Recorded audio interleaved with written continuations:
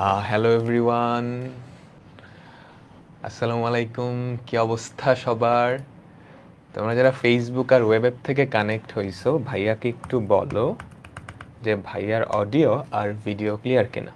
আমি ফেসবুকে একটা কমেন্ট করে দিচ্ছি। তোমরা যারা ফেসবুক আর ওয়েব অ্যাপ থেকে কানেক্ট হইছো, ভাইয়াকে একটু বলো ভাইয়ার অডিও আর ভিডিও ক্লিয়ার কিনা। আমরা এখনই ক্লাসে শুরু করব। তো তোমরা যারা ফেসবুক আর ওয়েব অ্যাপ থেকে কানেক্ট হইছ, ভাইয়াকে একটু বলো ভাইয়ার অডিও আর ভিডিও ক্লিয়ার কিনা। হ্যালো, কি অবস্থা সবার? সবাই ভালো আছো তো? আমরা জটিল সংখ্যা, আজকে জটিল সংখ্যার 3 নাম্বার ক্লাসটা দেখব। আমরা আজকে জটিল সংখ্যার লেকচার 3। আগের দুইটা লেকচার দেখা হয়েছে না সবার? আগের দুইটা লেকচার সবার দেখা হয়েছে না? আগের দুইটা লেকচার কিন্তু দেখা লাগবে, না হলে আজকে বুঝতে একটু সমস্যা হবে। আর তোমরা সবাই কি সরল রেখা চ্যাপ্টারটা পড়ে আসছো? হ্যাঁ, তোমরা সরল রেখা চ্যাপ্টারটা পড়ে আসছো। যারা সরল রেখা চ্যাপ্টারটা পড়ে আসছো তারা কার্তেশীয় আর পোলার স্থানাঙ্ক পড়ছো না? ওই জিনিসটা যদি পারা থাকে তাহলে আজকের টপিকগুলো একদম সহজ লাগবে, পান্তা ভাত লাগবে। মানে এই জিনিসটা তুমি অলরেডি পড়ে আসছো। কার্তেশীয় আর পোলার আকৃতি যদি পড়ে থাকো, আর না পড়লে অসুবিধা নাই, আমি পড়ায় দিব আজকে। ঠিক আছে, আমি পড়ায় দিব আজকে। ওকে, ঠিক আছে। তো সবাই একটু আসা শুরু করুক। আর যারা অলরেডি জয়েন হইছো, এই কুইজটা সবাই করে ফেলো, গত পর্বের রিলেটেড কিন্তু। তো আমি এক্সপেক্ট করব যে সবাই এটা পারবা। এটা সবাই করে ফেলো। তো মানুষজন একটু জয়েন হতে থাকুক, আর যারা জয়েন হয়েছে এটা করো। হ্যাঁ, আমি চুল কাটছি।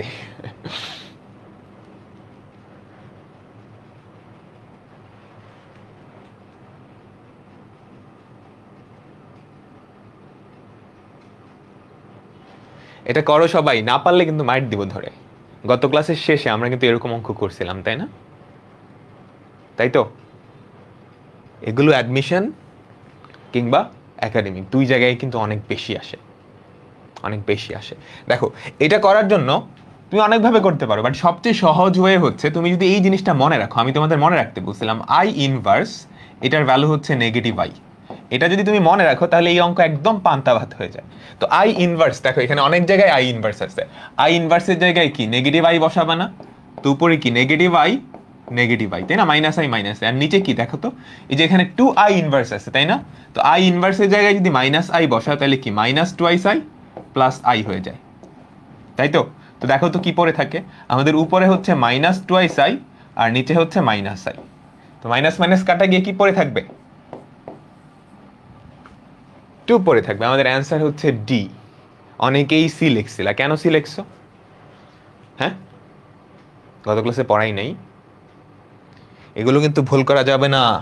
যোগ বিয়োগের ভুল করলে কিন্তু সর্বনাশ, বুঝছো? যোগ বিয়োগের ভুল করলে কিন্তু সর্বনাশ।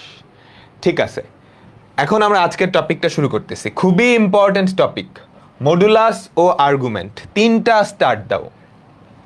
আমাদের আজকের টপিক মডুলাস ও আর্গুমেন্ট, 3টা স্টার্ট দাও। এখান থেকে প্রশ্ন থাকবেই, তুমি যেখানেই পরীক্ষা দাও না কেন, এখান থেকে প্রশ্ন থাকবেই। আচ্ছা, এবার যারা সরল রেখা চ্যাপ্টারটা পড়ে আসছো, দেখো আমাদের একটা জটিল সংখ্যা কি, z = x + iy, এরকম না? তাই তো। এখন আর্গান্ট ডায়াগ্রামে আমি যদি এই জটিল সংখ্যার চিত্রটা আঁকাই, সেটা একটা বিন্দুর মতো দেখতে না?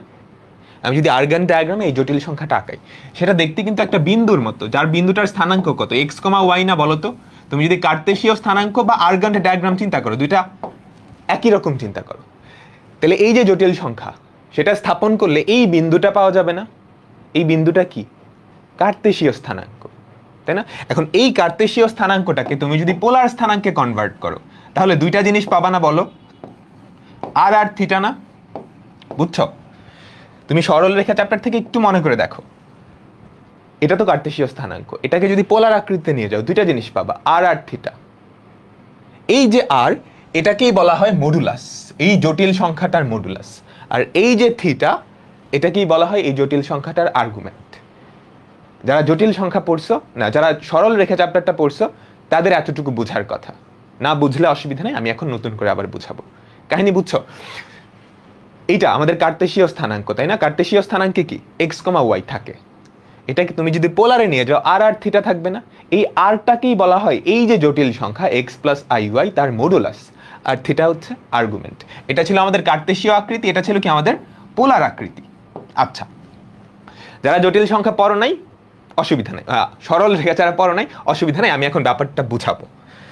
দেখো, মডুলাস ও আর্গুমেন্ট এই টপিকটা আমরা এখন শুরু করতেছি। আমাদের ধরো একটা জটিল সংখ্যা আছে, আমাদের কাছে একটা জটিল সংখ্যা আছে z equals to x plus i Y.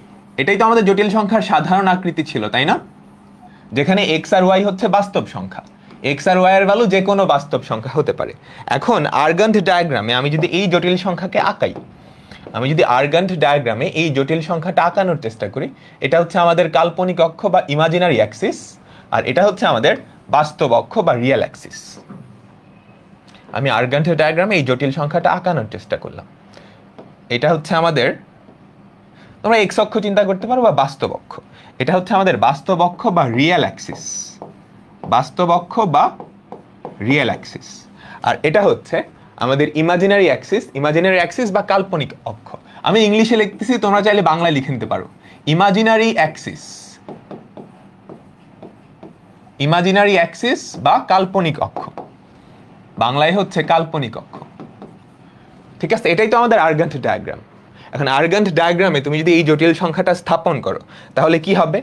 তুমি এক্স অক্ষ বা বাস্তব অক্ষ বরাবর, বাস্তব অক্ষ বরাবর কতটুকু যাবা? এক্স পরিমাণ যাবা, বাস্তব অক্ষ বরাবর এক্স পরিমাণ যাবা, তারপর সেখান থেকে কাল্পনিক অক্ষ বরাবর কি ওয়াই ঘর যাবা। বুঝছো? গেলে যেই বিন্দুটা পাবা সেই বিন্দুটা, এই যে এই বিন্দুটা, এই বিন্দুটাই কি আমাদের জটিল সংখ্যা নির্দেশকারী বিন্দু না? বলো, এই বিন্দুটাই কি আমাদের এই জটিল সংখ্যা নির্দেশকারী বিন্দু। আচ্ছা, এখন আমরা জটিল সংখ্যার মডুলাস এইটা বা এই ব্যাপারটা বুঝি। জটিল সংখ্যার মডুলাস, জটিল সংখ্যার মডুলাস হচ্ছে মূল বিন্দু থেকে জটিল সংখ্যা নির্দেশকারী বিন্দুর দূরত্ব, সেটাই হচ্ছে একটা জটিল সংখ্যার মডুলাস। আবার বলি, কোনো একটা জটিল সংখ্যা তার মডুলাস কি হবে? মূল বিন্দু থেকে ওই জটিল সংখ্যা নির্দেশকারী যেই বিন্দু তার দূরত্ব। বুঝছো? এটাই হচ্ছে মডুলাসের সংজ্ঞা। তার মানে এখানে মডুলাস কতটুকু বলো তো? আমাদের মূল বিন্দু হচ্ছে এইটা, এখান থেকে জটিল সংখ্যা নির্দেশকারী যেই বিন্দুটা তার যেই দূরত্ব, আমাদের যে হলুদ লাইনটা আছে, আমাদের এখানটায় হলুদ যেই লাইনটা আছে সেটাই কি এই জটিল সংখ্যাটার মডুলাস। এখন জটিল সংখ্যার মডুলাস আমরা কেমনে বাইর করব? আমরা অলরেডি দেখে আসছি। তুমি যদি এই বিন্দুতে যাও, আমাদের এতটুকু কি এক্স না? তুমি বাস্তব অক্ষ বরাবর এক্স পরিমাণ গেছো, আর কাল্পনিক অক্ষ বরাবর কি ওয়াই পরিমাণ গেছো। এখন এখানে একটা সমকোণী ত্রিভুজ তৈরি হয়েছে না? এই সমকোণী ত্রিভুজটাই তুমি যদি পিথাগোরাসের উপপাদ্য অ্যাপ্লাই করো তাইলেই তো মডুলাসের ভ্যালুটা পেয়ে যাও, তাই না? এতটুকু দূরত্বই তো, তাই না? তো মডুলাসকে নরমালি আর দিয়ে প্রকাশ করা হয়, কোন একটা জটিল সংখ্যার মডুলাসকে আর দিয়ে প্রকাশ করা হয়। তো আমাদের এই যে জটিল সংখ্যাটা, এই জটিল সংখ্যার যেই মডুলাস, এই জটিল সংখ্যার যেই মডুলাস সেটাকে নরমালি আর দিয়ে প্রকাশ করা হয়, বা মডুলাস অফ জেড। তোমরা বাস্তব সংখ্যায় মডুলাস চিহ্ন দেখে আসছো না? আর বা মডুলাস অফ জেড দিয়ে প্রকাশ করা হয়। তো আমাদের মডুলাস অফ জেড কি দাঁড়ালো? Root over of x square plus y square. এটা হচ্ছে আমাদের প্রথম ফর্মুলা, মডুলাস নির্ণয়ের ফর্মুলা। ব্যাপারটা আসলে খুবই সিম্পল।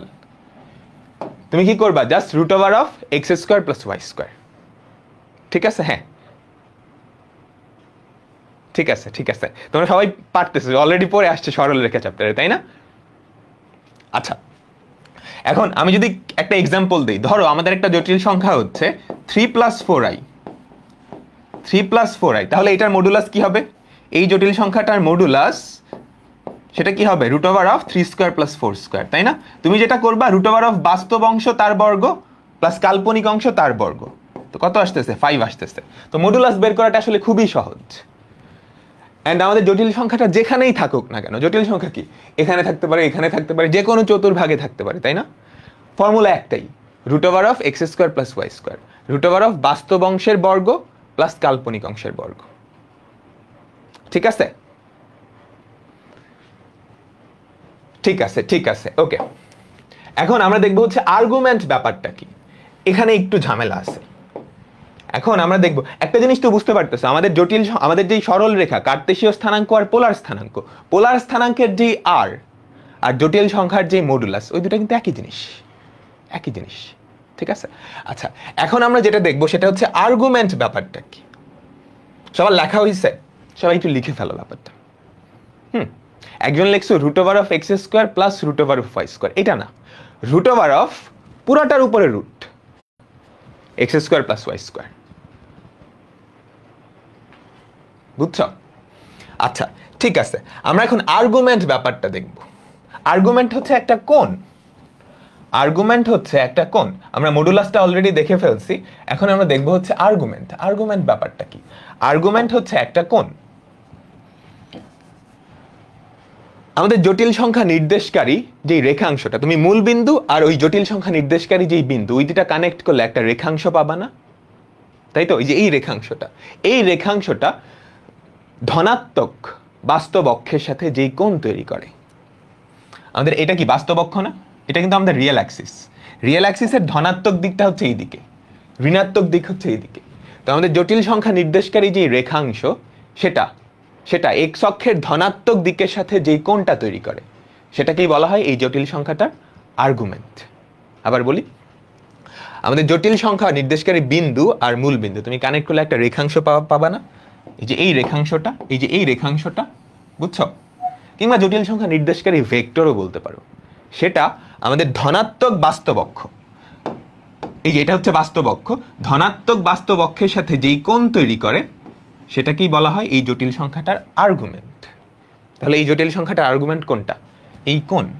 বুঝতে পারলাম? ঠিক আছে, আচ্ছা এখন আর্গুমেন্ট নিয়ে আসলে কিছু কাহিনী আছে, ওই কাহিনীগুলো আমরা একটু দেখার চেষ্টা করবো আস্তে আস্তে। প্রথমত আমরা যে জিনিসটা দেখবো সেটা হচ্ছে আর্গুমেন্ট যেহেতু একটা কোণ কিন্তু ধনাত্মক ঋণাত্মক দুই ধরনের হতে পারে। তোমরা দেখে আসছো না একটা কোণ কখন ধনাত্মক বলো তো? অ্যান্টি ক্লকওয়াইজ বা ঘড়ির কাঁটার বিপরীত দিকের যেই কোণ, তারা কি ধনাত্মক কোণ না?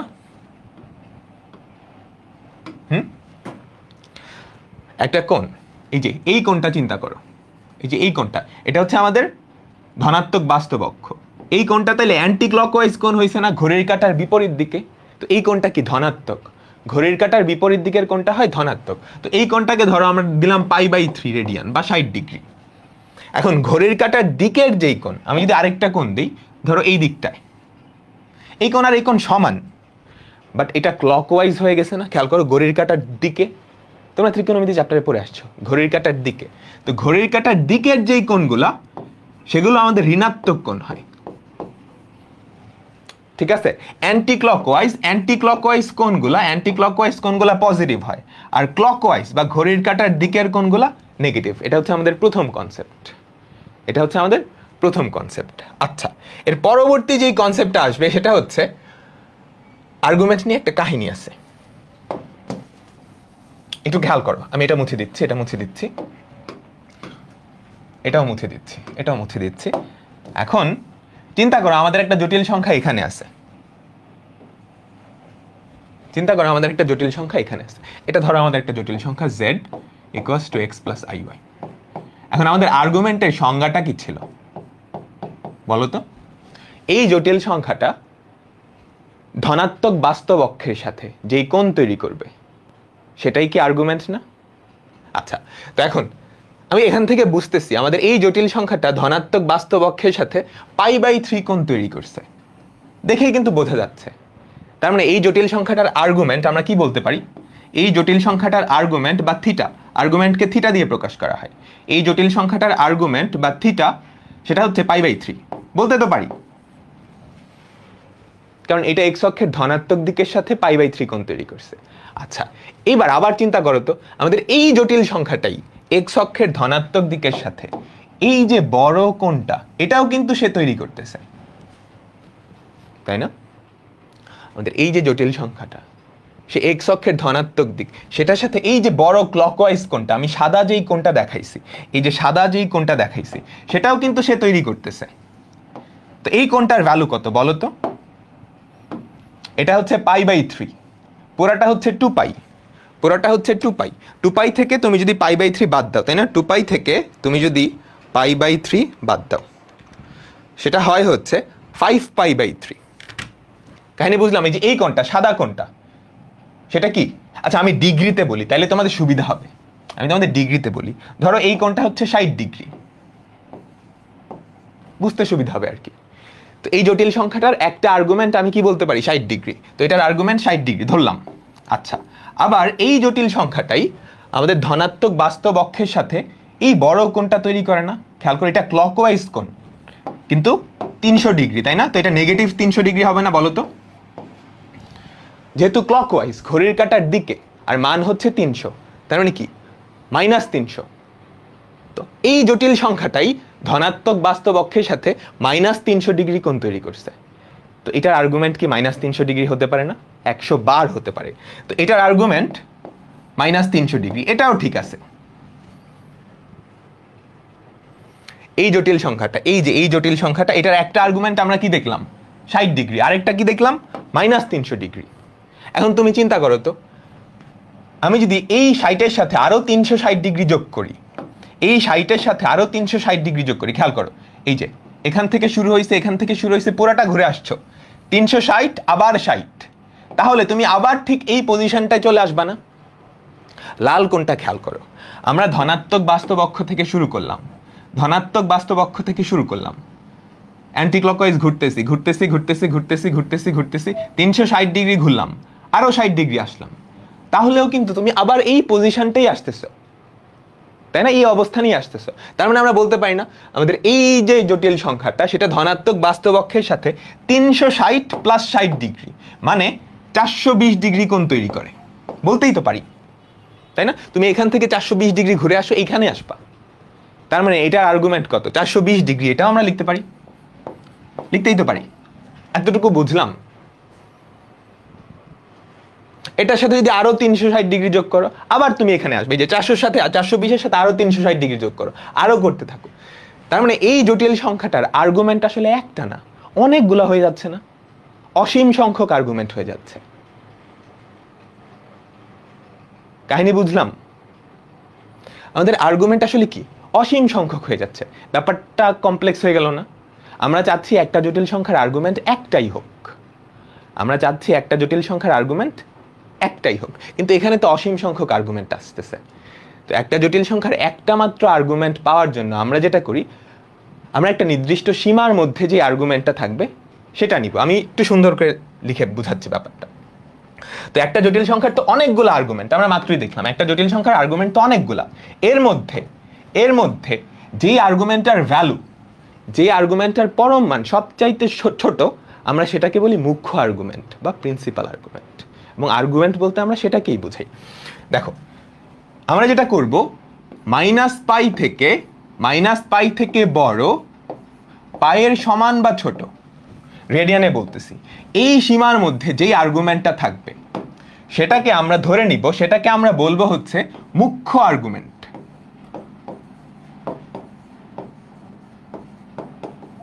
মুখ্য আর্গুমেন্ট। এবং এই সীমার মধ্যে একটা জটিল সংখ্যার একটা মাত্র আর্গুমেন্ট পাওয়াই সম্ভব, সেটাকে আমরা বলবো মুখ্য আর্গুমেন্ট। এবং আমরা নর্মালি আর্গুমেন্ট বলতে এই মুখ্য আর্গুমেন্টটাকেই বুঝাই। কাহিনীটা বুঝছি, একটা জটিল সংখ্যার অনেকগুলো আর্গুমেন্ট হতে পারে, আমরা দেখলাম মাত্রই। তো আমরা অনেকগুলো আর্গুমেন্ট আসলে চাচ্ছি না, আমরা চাচ্ছি একটা মাত্র আর্গুমেন্ট। ওই একটা মাত্র আর্গুমেন্ট নেওয়ার জন্য আমরা যেটা করব, আমরা থিটার উপর একটা শর্ত বসায় দিব, আমরা আর্গুমেন্টের উপর একটা শর্ত বসায় দিব। সেটা হচ্ছে এই সীমার মধ্যে -π রেডিয়ান থেকে π রেডিয়ানের মাঝখানের যে আর্গুমেন্টটা, আমরা শুধু সেই আর্গুমেন্টটা নিব, সেটাকেই বলা হবে মুখ্য আর্গুমেন্ট। এবং নর্মালি জটিল সংখ্যার আর্গুমেন্ট বলতে মুখ্য আর্গুমেন্টটাকেই বোঝায়। সবাই কি বুঝলাম? একটু মনোযোগ দাও। ইংলিশ টার্ম আর্গুমেন্টিং রিক্যাপ করতেছি। একটা জটিল সংখ্যা ধনাত্মক বাস্তব অক্ষের সাথে যেই কোণ তৈরি করে সেটাই হচ্ছে ওই জটিল সংখ্যাটার আর্গুমেন্ট। এখন আমরা মাত্রই দেখলাম একটা জটিল সংখ্যা ধনাত্মক বাস্তব অক্ষের সাথে অনেকগুলা কোণ তৈরি করতে পারে। এই যে এই সবগুলাই কিন্তু ওর আর্গুমেন্ট। আমরা চাচ্ছি আর্গুমেন্টের একটা ভ্যালু নিতে, একটা নির্দিষ্ট ভ্যালু নিতে। সেটার জন্য আমরা যেটা করব, এই সীমার মধ্যে, এই যে -π থেকে পাইয়ের মধ্যে, এই সীমার মধ্যে যে আর্গুমেন্টের ভ্যালুটা থাকবে আমরা শুধু সেটাকেই নিব। সেটাকে বলা হয় মুখ্য আর্গুমেন্ট। সেটাকে বলা হয় মুখ্য আর্গুমেন্ট। ঠিক আছে, আমি এখন ছোট্ট কয়েকটা এক্সাম্পল দিই। দেখো তো মুখ্য আর্গুমেন্ট চিন্তা করো, তাহলে এই যে জটিল সংখ্যাটা, এটার মুখ্য আর্গুমেন্ট কত? -π থেকে পায়ের মাঝে, এটা যদি তুমি ডিগ্রিতে চিন্তা করো তাহলে এটা হবে -180 থেকে এই সীমার মধ্যে। তাহলে বলো তো আমাদের এখানটায় যে জটিল সংখ্যাটা দেওয়া আছে তার মুখ্য আর্গুমেন্ট কত? তার মুখ্য আর্গুমেন্ট কত? এটা কি সীমার মধ্যে আছে? না। এটা কি সীমার মধ্যে আছে? না।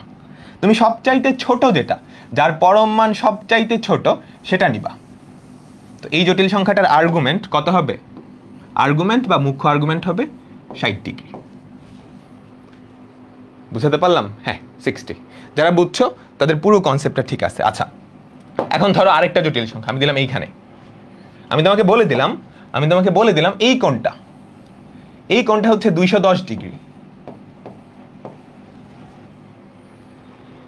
210 ডিগ্রি, এই যে এই কোণটা হচ্ছে 210 ডিগ্রি। এটা কি আর্গুমেন্ট? মুখ্য আর্গুমেন্ট? না। 210 কি এই সীমার মধ্যে আছে? না। তুমি তাইলে কোন কোণটা নিবা? এই দিকটার কোণটা নাও। এই দিকটার কোণটা যদি নাও ক্লকওয়াইজ, কিন্তু 260, তার মানে এটা 150 হবে, কারণ দুইটার যোগফল 360 হওয়া লাগবে। 210 আর 150, বাট যেহেতু ক্লকওয়াইজ তার মানে কি -150। তার মানে খেয়াল করো, এই যে -150 এটা কিন্তু এই সীমার মধ্যে আছে। তার মানে এটার আর্গুমেন্ট কত? -150। এটার আর্গুমেন্ট 210 হবে না। কাহিনী কি বুঝতে পারলাম? কনসেপ্টটা বুঝাচ্ছি। ফর্মুলা আছে, সুন্দর ফর্মুলা আছে। হ্যাঁ, -150 ডিগ্রি হবে। আশা করি কনসেপ্ট সবাই বুঝছো। এখন আমরা সুন্দর ফর্মুলা দেখব। ঠিক আছে, তো এখন আমরা আর্গুমেন্টের ফর্মুলায় চলে যাব। আমরা আর্গুমেন্ট বলতে সব সময় মুখ্য আর্গুমেন্টটাকেই বুঝবো। মুখ্য আর্গুমেন্টের সীমা হচ্ছে এইটা। মুখ্য আর্গুমেন্টের সীমা হচ্ছে এইটা, -π থেকে এতর মধ্যে। আচ্ছা, এখন তোমরা আমাকে বলো তো -π কই আছে? -π এটা কই আছে? এটা তো 0। -π এখানটায় না? -π এখানটায়। পাই কোন জায়গায়? অ্যান্টি ক্লকওয়াইজ তুমি এখানে পাই, তাই না? খেয়াল করো, এটা তো 0। -π মানে কি? ক্লকওয়াইজ পাই বা 180 ডিগ্রি আসবে। -π হচ্ছে এখানে, আর পাই হচ্ছে অ্যান্টি ক্লকওয়াইজ পাই রেডিয়ান আসবে, তাইলে এখানে। তোমার সীমাটা কি দেওয়া আছে? -π থেকে পায়ের মাঝখানে। কাহিনী বুঝছো? তার মানে এই সীমাটা আমাদের পুরো 360 ডিগ্রিকে কভার করতেছে না? তার মানে এই সীমার মধ্যে একটা আর্গুমেন্ট থাকবেই। ওই আর্গুমেন্টটাই কি? আমাদের মুখ্য আর্গুমেন্ট।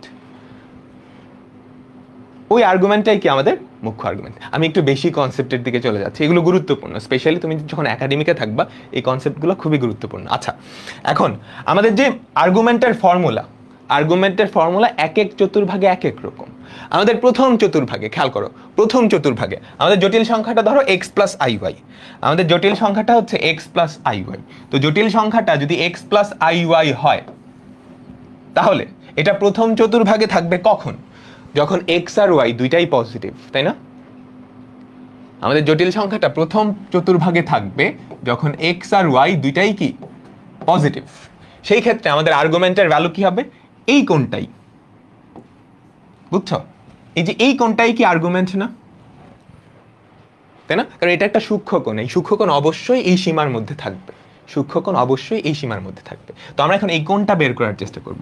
আমাদের এতটুকু হচ্ছে x, এতটুকু হচ্ছে y, তাই না? তো এখানে একটা সমকোণী ত্রিভুজ তৈরি হয়েছে না? তাই তো? তো এই সমকোণী ত্রিভুজটা আমি পাশে একটু ছোট্ট করে আঁকায় নিচ্ছি, আমাদের কাজে লাগবে পরবর্তীতে। আমাদের এই যে সমকোণী ত্রিভুজটা, এই সমকোণী ত্রিভুজটা পাশে আমি ছোট্ট করে একটু আঁকায় নিচ্ছি, যেখানে এতটুকু হচ্ছে x, এতটুকু হচ্ছে y। ঠিক আছে? আর এই যে কোণটা, এই সমকোণী ত্রিভুজের কোণটাকে আমরা আলফা দিয়ে প্রকাশ করলাম। এই সমকোণী ত্রিভুজের কোণটাকে আমরা আলফা দিয়ে প্রকাশ করলাম। তাহলে এখান থেকে আমরা কি লিখতে পারি বলো তো? tan alpha. এখান থেকে আমরা লিখতে পারি tan আলফা = y/x না? এই সমকোণী ত্রিভুজটা চিন্তা করো, tan আলফার ভ্যালু কি? y/x। আমি জোর করে একটা পরম মান দিয়ে দিলাম, মডুলাস চিহ্ন দিয়ে দিলাম। কেন? একটু পরে বুঝতে পারবা।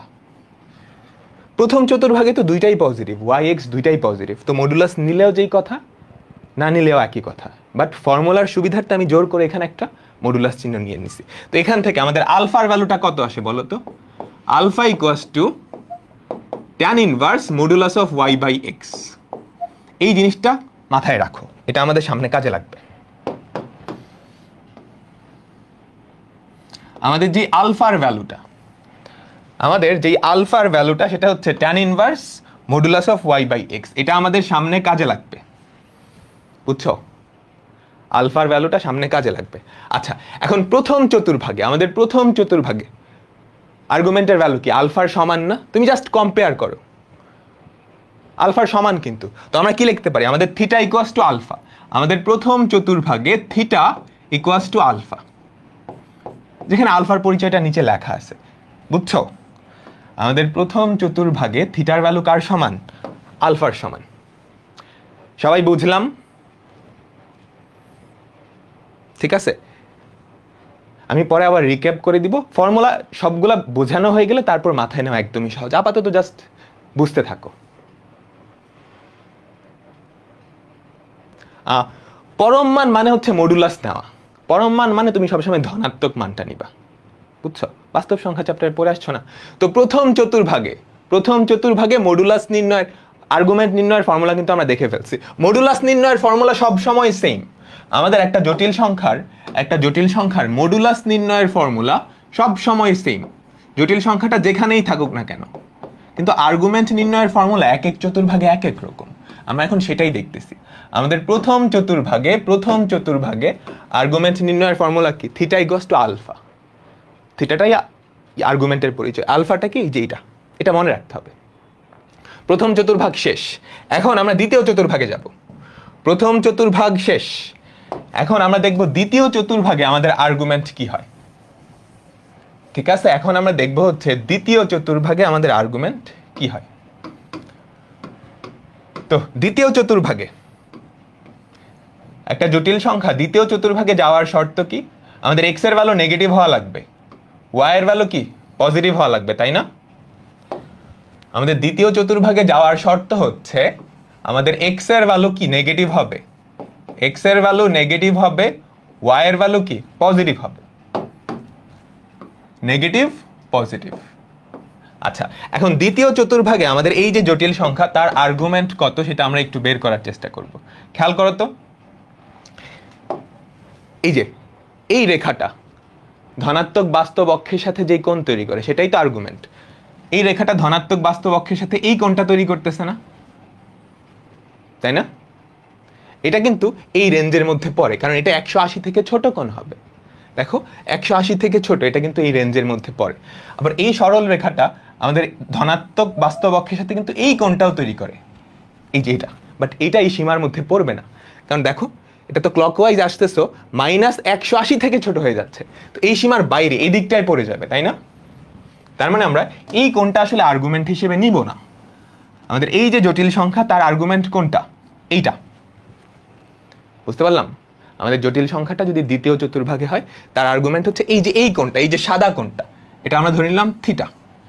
এখন সাদা কোণটার ভ্যালু কত হবে সেটাই আমাদের বের করতে হবে। সাদা কোণটার ভ্যালু কত হবে সেটাই আমাদের বের করতে হবে। এতটুকু এক্স আর এতটুকু ওয়াই।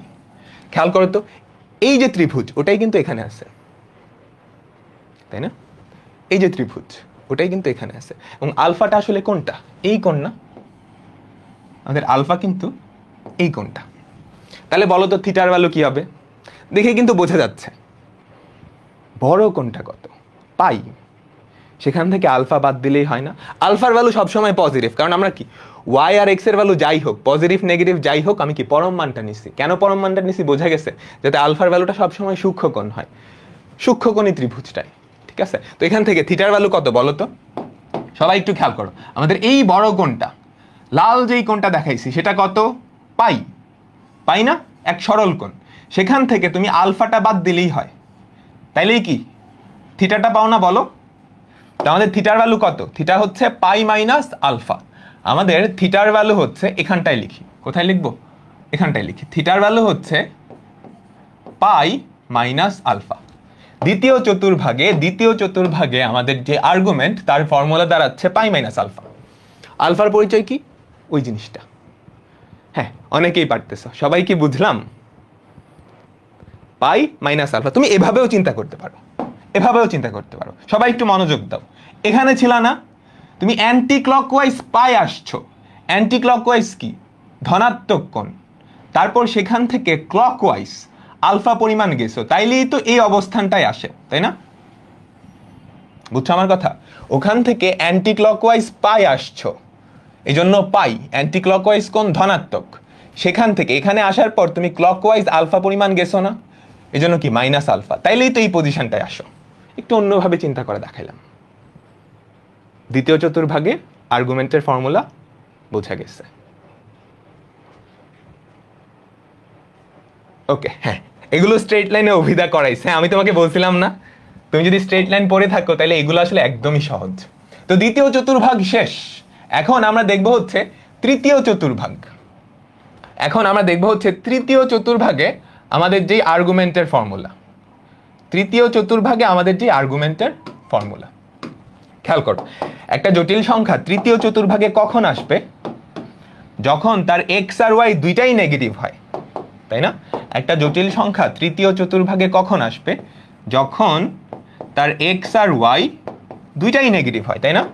বলো, আমাদের এক্স আর ওয়াই দুইটাই নেগেটিভ হয়। আচ্ছা, এখন এই তৃতীয় চতুর্ভাগে তার আর্গুমেন্ট কি হবে সেটা আমরা একটু বের করার চেষ্টা করি। এই যে এই রেখাটা ধনাত্মক বাস্তব অক্ষের সাথে যেই কোণ তৈরি করে সেটাই তো আর্গুমেন্ট। এখন খেয়াল করো তো, এই রেখাটা ধনাত্মক বাস্তব অক্ষের সাথে এই কোণটা তৈরি করে না? কিন্তু ঝামেলা কোথায়? তুমি যদি এই কোণটা নাও, খেয়াল করো, এটা কিন্তু 180 বা পায়ের থেকে বড় হয়ে গেছে। কিন্তু আমি কি বলছি, আমাদের যে মুখ্য আর্গুমেন্ট সেটা পায়ের থেকে বড় হবে না, এই সীমার মধ্যে থাকতে হবে। তো এই কোণটা তুমি নিতে পারবা না, কারণ এই কোণটা নিলে কি, সে মুখ্য আর্গুমেন্টের সীমার বাইরে চলে যায়। আমাদের আর্গুমেন্ট বলতে নর্মালি মুখ্য আর্গুমেন্টটা কি বোঝায়, তার মানে আমি এই কোণটা নিতে পারবো না। আমাকে কোন কোণটা নিতে হবে? এই দিকটার যেই কোণটা, এইটা কিন্তু আবার সীমার মধ্যে থাকে। খেয়াল করো, এই যে এই সীমার মধ্যে আছে, একদম কমন সেন্স। -180 এখানটায়, তার মানে এখান থেকে যে কোনো কোণটা তুমি নিতে পারবা। ওকে, এখন আমাদের টার্গেট হচ্ছে এই যে কোণটা, এইটা বের করা। কেমনে বের করব? আবারও তুমি ওই ত্রিভুজটার হেল্প নিবা। এতটুকু হচ্ছে এক্স, এতটুকু হচ্ছে ওয়াই। তুমি এই ত্রিভুজটা আর ওইটা কম্পেয়ার করো তো। এই যে ছোট্ট কোণটা, সেটা কি আলফা হবে না? সবসময় মনে রাখবা, আলফা সবসময় সূক্ষ্মকোণ হবে। কেন সূক্ষ্মকোণ হবে? ওয়াই আর এক্স এর ভ্যালু যাই হোক না কেন, আমি মডুলার সাইন নিছি না? মডুলার সাইন নেওয়া মানে কি? পজিটিভ হয়ে যাওয়া। ট্যান ইনভার্স পজিটিভ সবসময় সূক্ষ্মকোণ আসে, বুঝছো? আমি মডুলার সাইনটা নিছি এই কারণে। তো এখান থেকে আমাকে বলো তো, থিটার ভ্যালু কি হবে?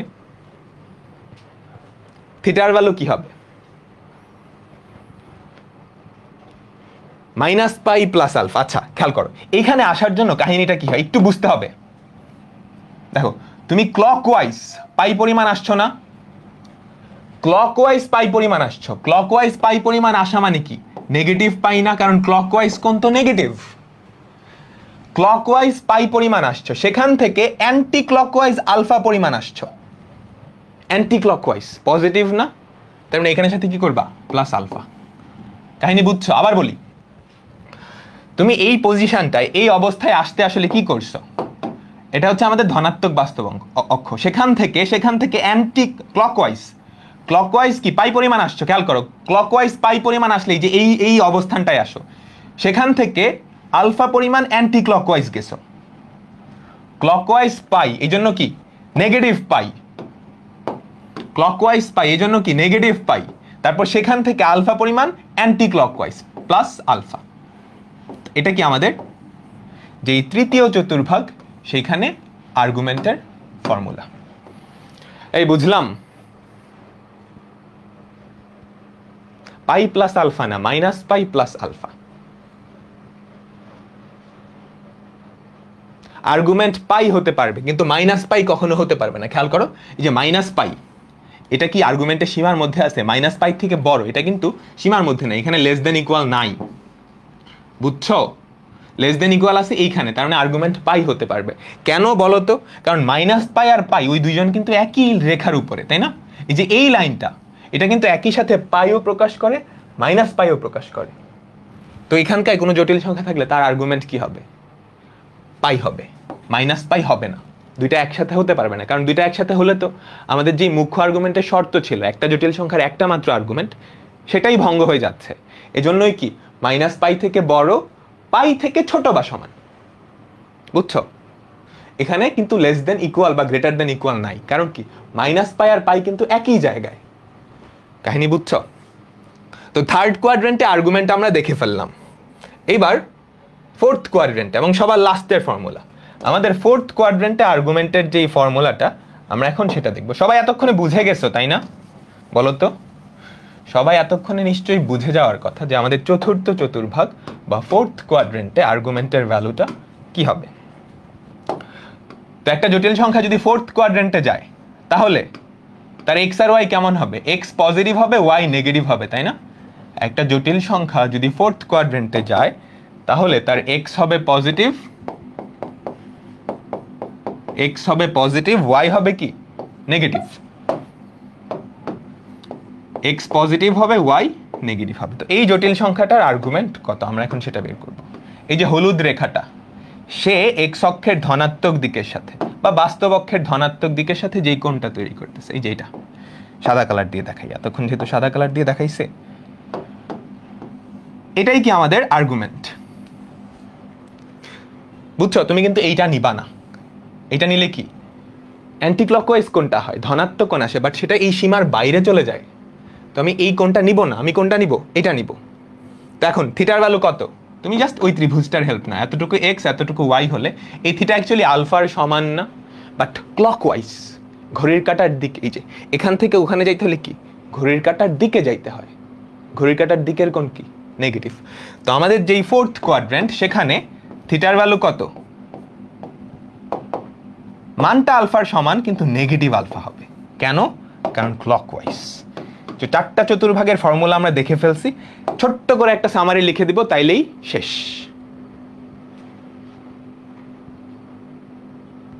ঠিক আছে, এবার ছোট্ট করে সামারি লিখে দিচ্ছি, এটা মনে রাখবা, তাইলেই খেল খতম, তাইলেই খেল খতম। তুমি জাস্ট কি মনে রাখবা এখান থেকে? তুমি যেটা মনে রাখবা সেটা হচ্ছে আলফার ভ্যালুটা সবসময় মনে রাখবা। আলফার ভ্যালু কি? আলফার ভ্যালু হচ্ছে,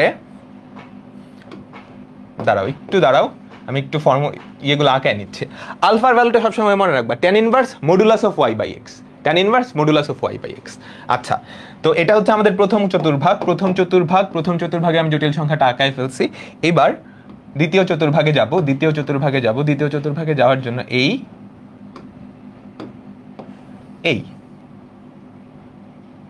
ওকে, এটাকে আরেকটু এখানে নিয়ে আসি। ওকে, তো আমাদের চারটা চতুর্ভাগে চারটা জটিল সংখ্যা আমরা একটু আঁকায় ফেললাম, এই আর এই। ঠিক আছে, আমাদের প্রথম চতুর্ভাগ, আমাদের জটিল সংখ্যাটা প্রথম চতুর্ভাগে হলে তার ভুজকোটি দুইটাই পজিটিভ, মানে এক্স আর ওয়াই দুইটাই পজিটিভ। সেই ক্ষেত্রে আমাদের আর্গুমেন্টের ফর্মুলা কি? থিটার ভ্যালু আলফার সমান, থিটার ভ্যালু আলফার সমান। বুঝছো? আলফার পরিচয়টা মনে রাখবা, তুমি আলাদা করে মুখস্থ রাখবা। তুমি এভাবে না লিখে ডিরেক্টলি এভাবে লিখতে পারো, theta equals to tan inverse modulus of y by x. Directly আলফার ভ্যালুটা এখানে বসায় দিবা, তাহলে হবে। ঠিক আছে, আচ্ছা আমি একটু জিনিসপত্রগুলো একটু লিখে দিই। এটা এক্স, এটা ওয়াই, এটা ওয়াই, এটা এক্স, এটা ওয়াই, এটা ওয়াই। এখন দ্বিতীয় চতুর্ভাগে আমাদের কি? X negative, y positive. এই ক্ষেত্রে আমাদের থিটার ভ্যালু বা আর্গুমেন্টের ভ্যালু কি? Pi minus alpha. আমাদের থিটার ভ্যালু হবে পাই মাইনাস আলফা, থিটার ভ্যালু হবে পাই মাইনাস আলফা। বুঝতে পারলাম? দুইটা চতুর্ভাগে দেখে ফেলছি। এখন বাকি দুইটা বের করা আসলে খুবই সহজ। উপরের ক্ষেত্রে তুমি কি অ্যান্টি ক্লকওয়াইজ কোণ নিছিলা না? নিচের ক্ষেত্রে কি ক্লকওয়াইজ কোণটা নিবা, তাই না? একটু চিন্তা করে দেখো, অ্যান্টি ক্লকওয়াইজ নিতে, এবার ক্লকওয়াইজ, তার মানে এই চতুর্ভাগে যেটা তার নিচেরটাই কি তার নেগেটিভ হবে না? একদমই কমন সেন্স। তো আমাদের যেই তৃতীয় চতুর্ভাগ সেখানে থিটার ভ্যালু কি হবে? এইটার negative, minus pi plus alpha. বুঝছো? Minus pi plus alpha. আর চতুর্থ চতুর্ভাগে কি হবে? এইটার নেগেটিভটা, theta equals to minus alpha. তো আমাদের চারটা চতুর্ভাগে 4 রকমের কি আর্গুমেন্টের ফর্মুলা মনে রাখা কিন্তু খুবই সহজ, তুমি আলফার পরিচয়টা মনে রাখবা, তারপর এই 4টা জিনিস মনে রাখলেই হবে। আর মডুলাসের ভ্যালু সব চতুর্ভাগেই এইটা, মডুলাস খুবই সোজা সাপটা, খুবই নিরীহ। 4টা চতুর্ভাগেই মডুলাসের ফর্মুলা হচ্ছে এইটা, আর 4টা চতুর্ভাগে আর্গুমেন্টের ফর্মুলা 4 রকম। আমি এগুলো আবার মুছে দিচ্ছি, এগুলো কেমন যেন লাগতেছে দেখতে। সবাই একটু দেখো, এখান থেকে 100% শিওর থাকো প্রশ্ন আসবে। আমি তোমাদের এই তোমরা মুইছো না, আমি এমনি মুছছি, মানে আমার কাছে দেখতে বিদঘুটে লাগতেছিল। তোমরা লেখো, অসুবিধা নাই, মুছো না। আমি এখানে 45 সেকেন্ড সময় দিচ্ছি, সবাই একটু দেখো। এখান থেকে প্রশ্ন আসবেই, 100% শিওর থাকো। 45 সেকেন্ড, সবাই একটু দেখো। তো আজকের বাকি পুরোটা ক্লাস আমরা শুধু এই ফর্মুলা নিয়েই অঙ্ক করব।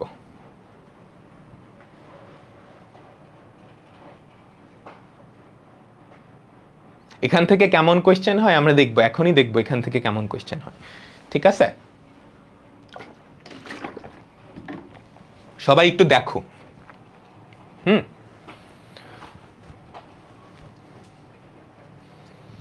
একটা জটিল সংখ্যা, তার মুখ্য আর্গুমেন্ট কিন্তু নর্মালি আর্গুমেন্ট বলতে আমাদের মুখ্য আর্গুমেন্টটাকেই বোঝায়।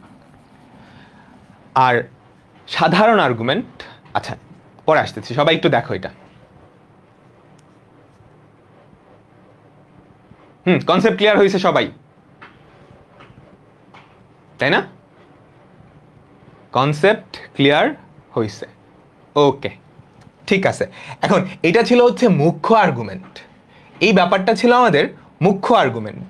তো আর্গুমেন্ট আসলে 2 প্রকারের হয়, একটা হচ্ছে মুখ্য আর্গুমেন্ট আর একটা হচ্ছে সাধারণ আর্গুমেন্ট। আমরা এতক্ষণ যেই থিটাটা বের করলাম সেটা হচ্ছে মুখ্য আর্গুমেন্ট, বুঝছো? আমরা এতক্ষণ যেই থিটাটা বাইর করছি সেটা হচ্ছে কি, মুখ্য আর্গুমেন্ট। কিন্তু আমরা দেখছি না একটা জটিল সংখ্যার আর্গুমেন্ট আসলে অনেকগুলা হতে পারে, তাই তো? আমরা দেখছি না, বলো তো, একটা জটিল সংখ্যার আর্গুমেন্ট কিন্তু অনেকগুলা হতে পারে। ফর এক্সাম্পল, আমি যদি ছোট্ট একটা এক্সাম্পল দেখাই, ধরো আমাদের একটা জটিল সংখ্যা হচ্ছে এইটা, এটার আর্গুমেন্ট কিন্তু অনেকগুলা হতে পারে, তাই না? চিন্তা করো,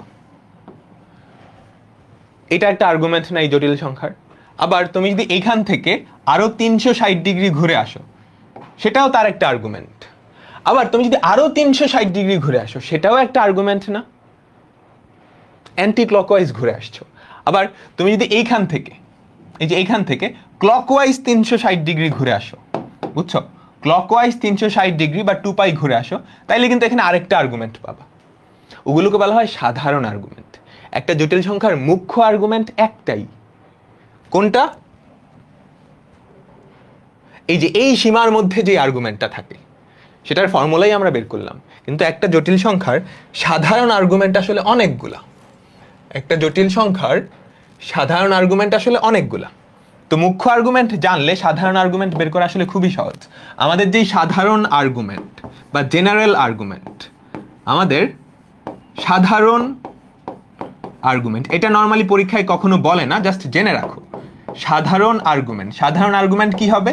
ইকুয়ালস টু, আমরা যে মুখ্য আর্গুমেন্টটা পাইছি না, সেটার সাথে আমরা কি দেখছি, 360 ডিগ্রি ঘুরে আসলেই কি নতুন একটা আর্গুমেন্ট পাওয়া যায় না? কারণ যে কোনো একটা জিনিস তুমি চিন্তা করো, যে কোনো একটা জিনিস সেখান থেকে 360 ডিগ্রি ঘুরে আসলে আবার ওই জায়গায় ফেরত আসবা না, বুঝছো? 360 ডিগ্রি তুমি যেমনি ঘুরো, অ্যান্টি ক্লকওয়াইজ ঘুরো বা ক্লকওয়াইজ ঘুরো, আবার ওই জায়গাতেই ফেরত আসবা। তো একটা কোণের সাথে তুমি যদি 360 ডিগ্রি যোগ করো বা বিয়োগ করো, আবার ওই অবস্থানেই আসবা না? তার মানে আমাদের যে সাধারণ আর্গুমেন্ট সেটা হচ্ছে মুখ্য আর্গুমেন্ট, এটার সাথে তুমি কি করবা, টুয়াইস পাই মানেই কিন্তু 360 ডিগ্রি, টুয়াইস পাই এর গুণিতক n হচ্ছে যে কোনো পূর্ণ সংখ্যা, n এর ভ্যালু কি হতে পারে? 0 হতে পারে, +-1 হতে পারে, +-2 হতে পারে। তুমি এভাবে যে কোনো ভ্যালু বসাই আরেকটা আর্গুমেন্ট পাবা, অনেকগুলো আর্গুমেন্ট পাবা, ওগুলোকে বলা হয় সাধারণ আর্গুমেন্ট। এটা পরীক্ষার জন্য গুরুত্বপূর্ণ না, জাস্ট দেখানোর জন্য দেখাইছি, বুঝলাম? বুঝলাম তো? একটা জটিল সংখ্যার অনেকগুলো আর্গুমেন্ট হতে পারে, অসীম সংখ্যক, ওই আর্গুমেন্টগুলোকে বলা হয় সাধারণ আর্গুমেন্ট। তার মধ্যে একটা হচ্ছে মুখ্য আর্গুমেন্ট, যেটা আমাদের পরীক্ষার জন্য গুরুত্বপূর্ণ। আমরা আর্গুমেন্ট বলতেই মুখ্য আর্গুমেন্টটাকেই বুঝাই। আমরা মুখ্য আর্গুমেন্ট নির্ণয়ের ফর্মুলাই দেখে আসছি, 4টা চতুর্ভাগে 4 রকম। আর অ্যাকচুয়াল আর্গুমেন্ট, সাধারণ আর্গুমেন্ট অনেকগুলো হইতে পারে, সেটাই যে এই ফর্মুলা দিয়ে তুমি বের করে ফেলতে পারো। মুখ্য আর্গুমেন্টের সাথে 360 ডিগ্রি বা 360-এর গুণিতক যদি যোগ করো, তাহলে কি সাধারণ আর্গুমেন্টগুলো পাইবা। সাধারণ আর্গুমেন্ট অনেকগুলো হইতে পারে।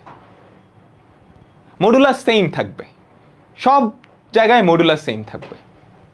মুখ্য আর্গুমেন্ট মানে হচ্ছে প্রিন্সিপাল আর্গুমেন্ট। হ্যাঁ, যারা ইংলিশ ভার্সন আসো, মুখ্য আর্গুমেন্ট মানে হচ্ছে প্রিন্সিপাল আর্গুমেন্ট।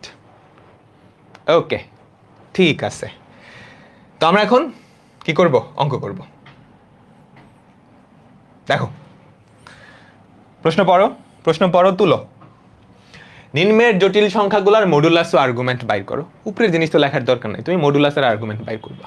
দেখো, এখানে 4টা জটিল সংখ্যা দেওয়া আছে না? এক্স আর ওয়াই, কিন্তু এদের মান কিন্তু আমি চেঞ্জ করে নাই, জাস্ট চিহ্নগুলা চেঞ্জ করে দিছি। 4টা 4 চতুর্ভাগে, তাই না? এটা দেখে তোমার বোঝা উচিত। প্রথম চতুর্ভাগে, দ্বিতীয়, তৃতীয়, চতুর্থ। এক্স আর ওয়াই এর মান অ্যাকচুয়ালি চেঞ্জ করে নাই, জাস্ট চিহ্ন চেঞ্জ করছি। আচ্ছা, এখন আমরা যেটা করব, আমরা এই জটিল সংখ্যাটার প্রথমটার মডুলাস আর আর্গুমেন্ট বের করার চেষ্টা করি। আমাদের জটিল সংখ্যাটা দেওয়া আছে এক্স প্লাস আই ওয়াই, তাই না? এইরকম। এগুলো সব ক্যালকুলেটর দিয়ে করা যায়, আগে হাতে শিখো তারপর। তো আমাদের প্রথম কাজ কি? মডুলাসটা বাইর করা। মডুলাস বা মডুলাস অফ জেড এভাবেও লিখতে পারো বা আর দিয়েও লিখতে পারো। সেটা কি হবে? Root over of 1 square plus √3 তার স্কোয়ার, তাই না? √3 তার স্কোয়ার। তো যেটা থাকে সেটা হচ্ছে রুট ওভার অফ 1 প্লাস 3 বা রুট ওভার অফ 4, যেটা হচ্ছে 2। মডুলাস বাইর করা শেষ, আর্গুমেন্ট বাইর করব। তো আর্গুমেন্ট বাইর করার জন্য আমাদের প্রথম কাজটা কি? আলফার ভ্যালুটা বাইর করা না? একটু মনে করে দেখো তো, আলফার ভ্যালু কি ছিল? tan inverse modulus of y by x. y কত? √3, x কত? 1। তো কত হয় এটা? π/3 না? আর যেহেতু প্রথম চতুর্ভাগ, তুমি কি আমাদের আর্গুমেন্টের ফর্মুলা যেন কি? মুখ্য আর্গুমেন্টের ফর্মুলা থিটার ভ্যালু আলফার সমান। তো থিটা ইকুয়ালস টু আলফা। তুমি কিন্তু এটা লেখার দরকার নেই, তুমি ডিরেক্টলি থিটা ইকুয়ালস টু এটা বসাই দিতে পারো। বুঝছো? আলফার জায়গায় ওই যে tan inverse modulus of y by x, ওটা তুমি ডিরেক্টলি বসাই দিতে পারো। বুঝছো? তো থিটার ভ্যালু কত চলে আসলো? π/3।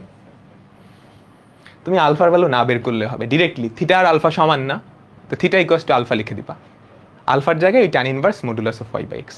এটা আমি দেখাইছি যাতে ফর্মুলা মনে রাখতে তোমার সুবিধা হয়। বুঝলাম? এখন বাকি সবগুলা তুমি খেয়াল করো, এক্স আর ওয়াই এর পরম মান কিন্তু চেঞ্জ হয় নাই, তাই না? তো সবার মডুলাস সেম হবে না, এটা কি বুঝতে পারতেছো? বাকি সবার মডুলাসও 2 হবে। আর্গুমেন্ট কি চেঞ্জ হয়ে যাবে। আর্গুমেন্ট বের করা কিন্তু কঠিন কিছু না, একটু বোঝো তো। সবার আলফার ভ্যালু সেম হবে না। আমাদের এখানকার যে জটিল সংখ্যা আছে তাদের সবার আলফার ভ্যালু সেম হবে, কারণ কি? এক্স আর ওয়াই এর পরম মান তো চেঞ্জ হয় নাই, চিহ্ন খালি চেঞ্জ হয়েছে। তো আলফার ভ্যালু সেম। দ্বিতীয়টা সেকেন্ড কোয়াড্রেন্টে, দ্বিতীয়টার মডুলাস কত হবে? 2। আর্গুমেন্ট কত? π মাইনাস আলফা, তার মানে π-π/3। তৃতীয়টার কত হবে? -π প্লাস আলফা, -π প্লাস π/3।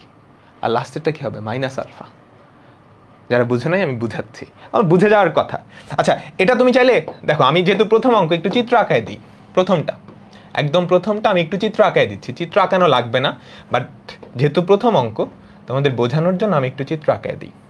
দেখো, প্রথম জটিল সংখ্যাটা কি? 1 প্লাস √3i না? তার মানে তুমি কি করবা? এক্স অ্যাক্সিস বরাবর 1 ঘর যাবা, আর বাস্তব অক্ষ বরাবর 1 ঘর যাবা, আর কাল্পনিক অক্ষ বরাবর কি কত ঘর গেলা? √3 ঘর গেলা। তাহলে এই হচ্ছে আমাদের জটিল সংখ্যাটা, তাই না? এই হচ্ছে আমাদের জটিল সংখ্যাটা। এটা হচ্ছে 1, এটা হচ্ছে √3। এতটুকু ডিস্টেন্স হচ্ছে 2, আর এটা কত? π/3। এটাই কিন্তু আমাদের আর্গুমেন্ট। চিত্র আঁকানোর দরকার নেই, জাস্ট তোমরা যাতে বুঝতে পারো এই জন্য এটা দেখাইছি।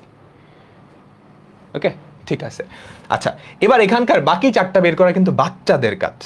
তুমি নিশ্চয়ই বুঝতে পারতেছো, তাই না? তুমি যেহেতু আলফার ভ্যালু বের হয়ে গেছে, বাকিগুলোর ক্ষেত্রে আলফার ভ্যালু কিন্তু চেঞ্জ হবে না, কারণ কি? এক্স আর ওয়াই এর পরম মান তো সেম, তাই না? এক্স আর ওয়াই এর পরম মান কিন্তু সেম। তুমি যখন মডুলাস নিবা, এই আলফার ভ্যালু সবার ক্ষেত্রে সেম আসবে। যদি ভ্যালু চেঞ্জ করে দিতাম, এখানে মনে করো -2 দিছি, তখন তোমাকে আলফার ভ্যালুটা আবার ক্যালকুলেট করা লাগতো। এখানে কিন্তু আবার ক্যালকুলেট করার দরকারই নেই। তো 2 নম্বরে বলো তো, 2 নম্বরে আমাদের মডুলাস কত? 2। আর্গুমেন্ট কত? এটা কোন চতুর্ভাগে? দ্বিতীয় চতুর্ভাগে আর্গুমেন্ট হয় পাই মাইনাস আলফা বা পাই মাইনাস পাই বাই 3, যেটা হয় 2π/3। দ্বিতীয় চতুর্ভাগ গেল। বা তৃতীয় চতুর্ভাগে মডুলাস কত? 2। √(1² -1 আছে, ও বর্গ করলে তো 1 এর সমানই হবে, তাই না? বলতো বাচ্চারাও বুঝে, তাই না? বলো তো। তো থিটার ভ্যালু কি হবে? থার্ড কোয়াড্রেন্টে তো -π প্লাস আলফা, তো -π প্লাস π/3। এটা ক্যালকুলেট করো তো, ক্যালকুলেটর দিয়েও করা যায়। -π প্লাস π/3, -π প্লাস π/3 যেটা হয় -2π/3। দ্বিতীয় চতুর্ভাগ গেল, তৃতীয় চতুর্ভাগ গেল। এবার লাস্টেরটা তো আরো সহজ, তাই না? জাস্ট নেগেটিভ করে দিবা। লাস্টেরটা হচ্ছে চতুর্থ চতুর্ভাগে। আমাদের আর এর ভ্যালু কি? 2, থিটার ভ্যালু হচ্ছে মাইনাস আলফা বা -π/3। এটা যদি বুঝতে পারো, তুমি যেই পরীক্ষায় দাও না কেন 1 নাম্বার নিশ্চিত করে ফেলছো। অ্যান্সারগুলো এভাবে লিখলেই হবে, বুঝছো? তোমাকে যে প্রথমটা আমি যেভাবে লিখলাম না, এভাবে লিখলেই হবে। থিটা ইকুয়ালস টু কত? π/3। এগুলো আসলে কতে আসে? সৃজনশীলের কতে আসে বা এমসিকিউতে আসে। এমসিকিউতে আসলে তো অ্যান্সার যেমনি লেখো হবে, আর সৃজনশীলের কতে আসলে জাস্ট এই যে এতটুকু লিখলেই হবে, বুঝছো? জেড ইকুয়ালস টু এইটা, মডুলাস অফ জেড বা আমাদের যে মডুলাস সেটা হচ্ছে এইটা, আর আলফার ভ্যালু বের করবা, থিটার ভ্যালু বের করবা, শেষ। এভাবে লিখলেই হবে, আর কিছু লেখার দরকার নেই। হ্যাঁ, ইজি, একদমই ইজি, বাট কনসেপ্ট বুঝতে আসলে অনেকেরই ঝামেলা হয়। ঠিক আছে, এখন আরেকটু শর্টকাটের দিকে যাচ্ছি। ওকে, তো মডুলাস ও আর্গুমেন্ট আমরা একটু স্পেশাল কেস দেখব। আমরা এখন কিছু স্পেশাল কেস দেখব। সেটা হচ্ছে আমাদের বাস্তব সংখ্যা আর বিশুদ্ধ কাল্পনিক সংখ্যা, তাদের মডুলাস আর আর্গুমেন্ট কি হবে। আমাদের বাস্তব সংখ্যা আর বিশুদ্ধ কাল্পনিক সংখ্যা, তাদের মডুলাস আর আর্গুমেন্ট কি হবে। এটা হচ্ছে আমাদের বাস্তব অক্ষ বা রিয়েল অ্যাক্সিস, আর এটা হচ্ছে আমাদের ইমাজিনারি অ্যাক্সিস। আমি আইএমজি দিয়ে বুঝাচ্ছি, ইমাজিনারি অ্যাক্সিস। এখন আমাদের যে বাস্তব সংখ্যাগুলো আছে, তারা বাস্তব অক্ষের উপরে থাকবে, এটা আমরা নিশ্চয়ই বুঝতে পারতেছি। হয় এদিকে থাকবে অথবা এইদিকে থাকবে, তাই না? এখন যারা এই দিকটায় আছে, মডুলাস কি হবে? বাস্তব সংখ্যার মধ্যে জাস্ট একটা পার্ট থাকে না, এক্স।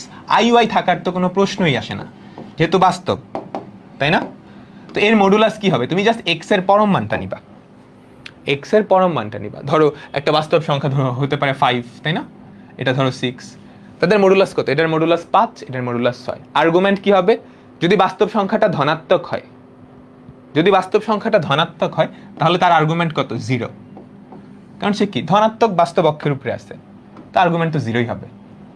এবার বাস্তব সংখ্যাটা যদি নেগেটিভ হয়, চিন্তা করো, -5, -6 এরকম হইতেই পারে। সেক্ষেত্রে তার মডুলাস কি হবে? এটার পরম মানটা নিয়ে নিবা। -5 তো না, কারণ দূরত্ব তো মাইনাস হয় না, এই ডিস্টেন্সটা তখন কি 5 হবে। আর আর্গুমেন্ট কি হবে? আর্গুমেন্ট হবে যে এই কোণটা, তাই না?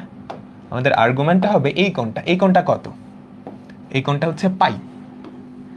বুঝতে পারলাম? তো আমাদের ঋণাত্মক যে সমস্ত বাস্তব সংখ্যা, ঋণাত্মক যে কোনো বাস্তব সংখ্যার আর্গুমেন্ট হচ্ছে পাই।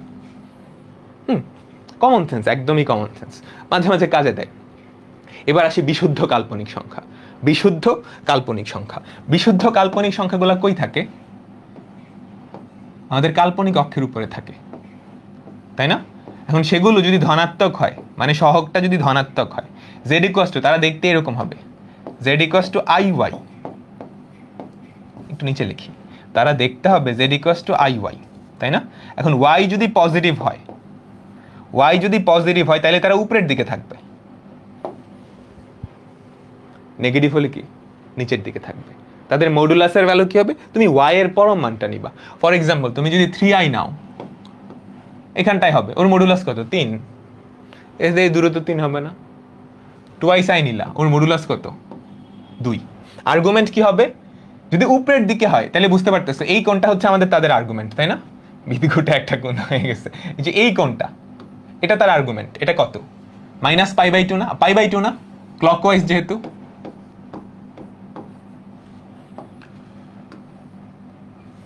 বুঝছো? সবাই কি বুঝলাম? π/2। ওকে, আচ্ছা এখন যদি এইদিকে থাকে তাহলে ধরো কিরকম হবে, -4i -5i, তাদের মডুলাস কত? 4 বা 5। আর্গুমেন্ট কি? ক্লকওয়াইজ নিচ্ছ না, খেয়াল করো যে এই কোনটা নিচ্ছ, বাট সেটা কি ক্লকওয়াইজ, -π/2। তো এই ক্ষেত্রে থিটা হচ্ছে -π/2। এগুলো একদমই কমন সেন্স, তোমাদের সবাই জানার কথা। এরপর আমি জাস্ট একটু ধাক্কা দিয়ে দিলাম, নতুন করে একটু ধাক্কা দিয়ে দিলাম, ঠিক আছে?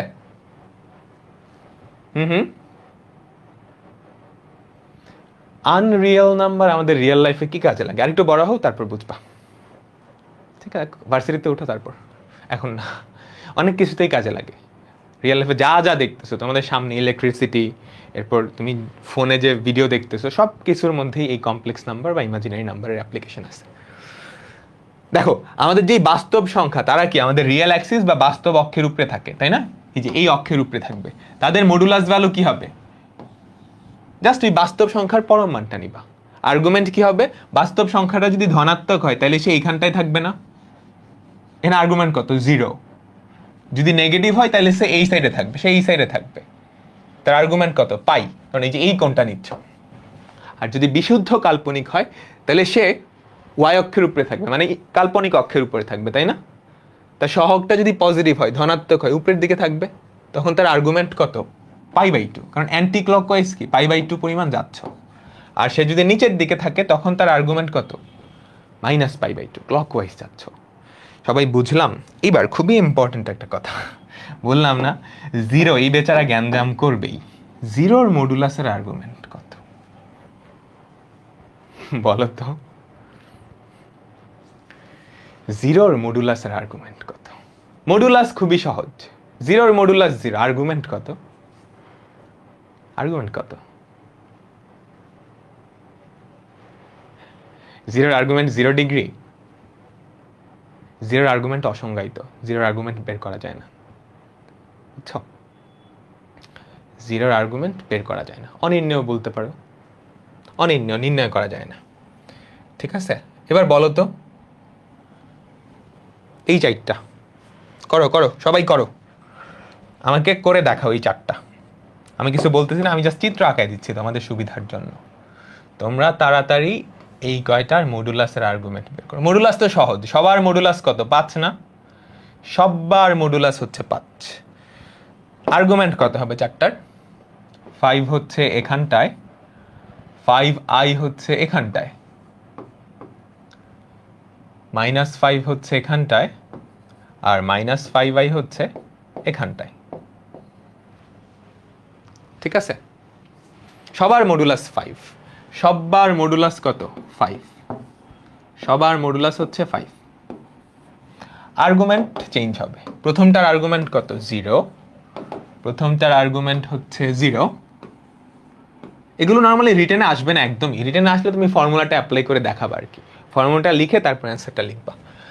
এটার আর্গুমেন্ট কত? π/2। এটার আর্গুমেন্ট কত? পাই। আর এটার আর্গুমেন্ট হচ্ছে -π/2। বুঝলাম তো? হ্যাঁ, 0, 90, 180, -90 আমরা নর্মালি ডিগ্রিতে লিখি না, আমরা বড় হয়ে গেছি না। ডিগ্রিতে আমরা ক্লাস 8-এ 9-10-এ তখন আমরা ডিগ্রিতে লিখতাম কোণ। তুমি যখন কলেজে উঠে গেছো, নর্মালি কোণ আসলে ডিগ্রিতে প্রকাশ করা হয় না, সব সময় রেডিয়ানে প্রকাশ করা হয়, ঠিক আছে? আচ্ছা এখন বলো তো, আমাদের এই যে মডুলাসের আর্গুমেন্টটা আমরা বের করলাম, ফর্মুলাগুলো দেখলাম, তারা আসলে কিসের উপরে ছিল? সবগুলাই কি আদর্শ আকৃতি? আমাদের জটিল সংখ্যার যে আদর্শ আকৃতি x + iy, আমরা কি ফর্মুলা তার উপরে অ্যাপ্লাই করছি না?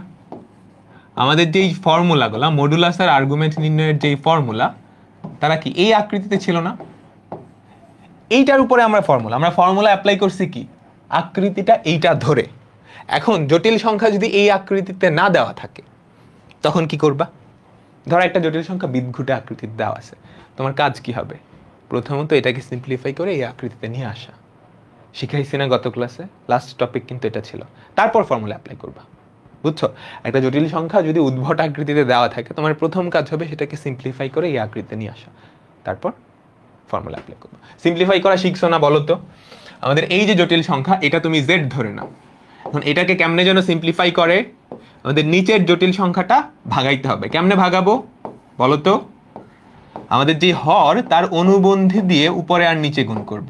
আমাদের হরের অনুবন্ধী দিয়ে উপরে আর নিচে গুণ করব, বুঝলাম?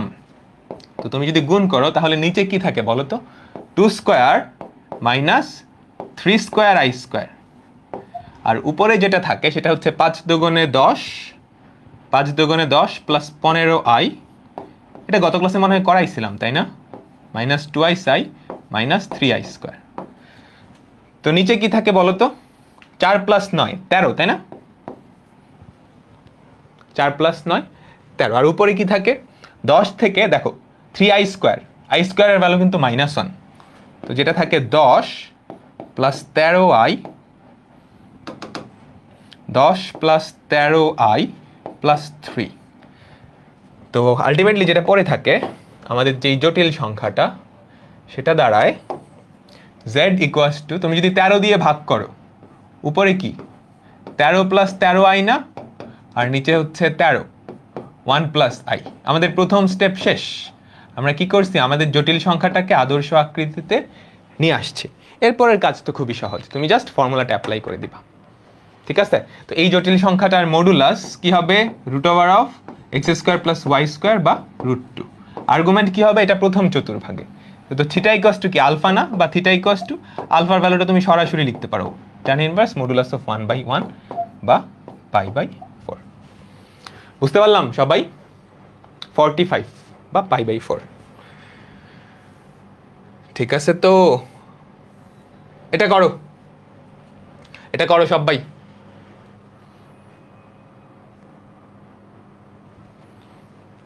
আমি তোমাদের সাথে সাথে করি, তোমরা আমারটা দেখবা না কিন্তু, খবরদার।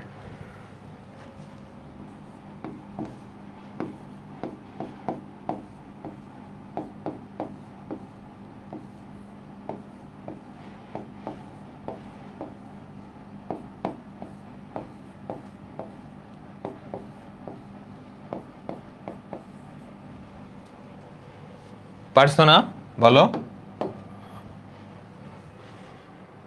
ডি। হ্যাঁ, আমার আগে পারো নাই, আমার আগে মাত্র 2 জন পারছো। এত স্লো হইলে হবে? হ্যাঁ, স্টুডেন্টরা সব সময় টিচার থেকে ফাস্ট হওয়া লাগবে। আমরা তো অঙ্ক করি না, প্র্যাকটিসে রাখি না। তোমাদের ব্রেন এখন তুখোর, তোমরা সব সময় একটা কনসেপ্ট বোঝার পরে একটা কোয়েশ্চেন সব সময় টিচারদের আগে করবা, তাই নাহলে কি স্টুডেন্ট হইছ? হ্যাঁ, পরেরটা। হ্যাঁ, 2π ডি নাম্বার। হ্যাঁ, এরপর অনেকগুলো অ্যান্সার আসছে, ঠিক আছে? এরপরটা দেখো, এই জটিল সংখ্যাটার মডুলাসের আর্গুমেন্ট আদর্শ আকৃতিতে নাই। তুমি আদর্শ আকৃতিতে নিয়ে তারপর কি অ্যাপ্লাই করবা? করো, আমার সাথে সাথে করো সবাই।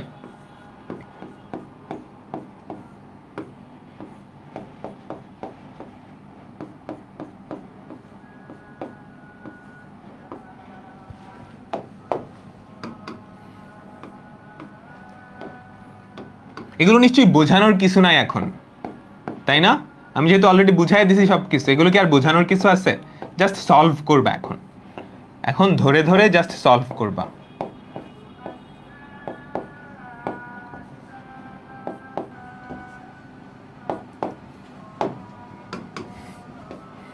-1/i আসে, তাই না? -1/i, -1/i মানে কি? -i ইনভার্স না, তার ভ্যালু কি i পড়ে থাকে। এই যে 1/i, এটা মানে i ইনভার্স। i ইনভার্স মানে -i, -i কাটা। তো আমাদের অ্যান্সার কি? বি নাম্বারটা। বুঝলাম? বি বি বি, হ্যাঁ, সুন্দর। লাস্ট, মডুলাসের আর্গুমেন্ট সংক্রান্ত লাস্ট অঙ্ক। মডুলাস আর আর্গুমেন্ট সংক্রান্ত লাস্ট অঙ্ক। এই জটিল সংখ্যাটার মডুলাস আর আর্গুমেন্ট বের করো। বের করো। কোন চতুর্ভাগে? এটা প্রথম চতুর্ভাগে না? তো আমাদের মডুলাস কি হবে? মডুলাস যেই চতুর্ভাগেই হোক, ফর্মুলা তো একটাই, √x² প্লাস y², √25 বা 5, ঠিক আছে? আর আর্গুমেন্ট কি? যেহেতু আমাদের প্রথম চতুর্ভাগে থিটার ভ্যালু কি আলফার সমান, বা তুমি ডিরেক্টলি এটা লিখবা modulus of tan inverse modulus of y/x। y এর ভ্যালু কত এখানে? 3, x এর ভ্যালু হচ্ছে 4।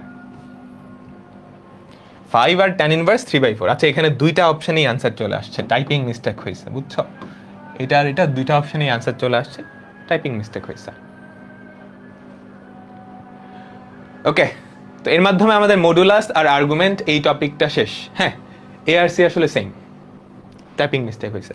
এখন ধরো ডিতে দেওয়া থাকতে পারতো এ অ্যান্ড সি, এরকম হইতে পারতো, টাইপিং মিস্টেক হয়েছে।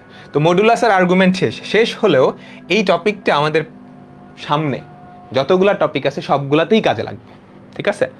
আমাদের মডুলাস আর আর্গুমেন্ট এই টপিকটা অফিসিয়ালি শেষ, বাট এই জিনিসটা সামনে প্রত্যেকটা জায়গায় কাজে লাগবে।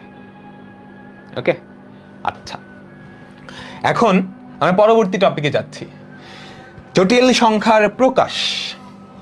আমাদের এখনকার টপিক হচ্ছে জটিল সংখ্যার প্রকাশ বা পোলার আকৃতি। আচ্ছা, জটিল সংখ্যা প্রকাশের একটা উপায় আমরা দেখছি না, আমাদের জটিল সংখ্যাকে আমরা x প্লাস iy, আমাদের জটিল সংখ্যাকে x প্লাস iy এভাবে আমরা প্রকাশ করতে পারি, তাই না? এভাবে প্রকাশ করা মানে আসলে কি? তুমি বাস্তব অক্ষ বরাবর x পরিমাণ যাবা, তাই তো? বাস্তব অক্ষ বরাবর x পরিমাণ যাবা এবং কাল্পনিক অক্ষ বরাবর y পরিমাণ যাবা। এখন আমি যদি x আর y এর ভ্যালু ফিক্স করে দিই, তাহলে তুমি দুনিয়ায় একটা জটিল সংখ্যাই পাবা না। চিন্তা করো, ধরো আমি তোমাকে x আর y এর ভ্যালু ফিক্স করে দিলাম, আমি বললাম x এর ভ্যালু 1, y এর ভ্যালু 1। এরকম জটিল সংখ্যা দুনিয়ায় একটাই আছে, তাই না? তুমি বাস্তব অক্ষ বরাবর এক ঘর যাবা, কাল্পনিক অক্ষ বরাবর এক ঘর যাবা, তাইলে যে বিন্দুটা পাবা সেটাই কি? এই জটিল সংখ্যাটা। বুঝতে পারলাম? তার মানে এই বিন্দুটা বা এই জটিল সংখ্যাকে আমি x আর y দিয়ে সম্পূর্ণরূপে প্রকাশ করতে পারতেছি, সম্পূর্ণরূপে প্রকাশ করতে পারতেছি বা চিনায় দিতে পারতেছি। তুমি x আর y এর ভ্যালু বলে দিলেই তুমি এই জটিল সংখ্যা বা এই বিন্দুটাকে চিনে যাবা না?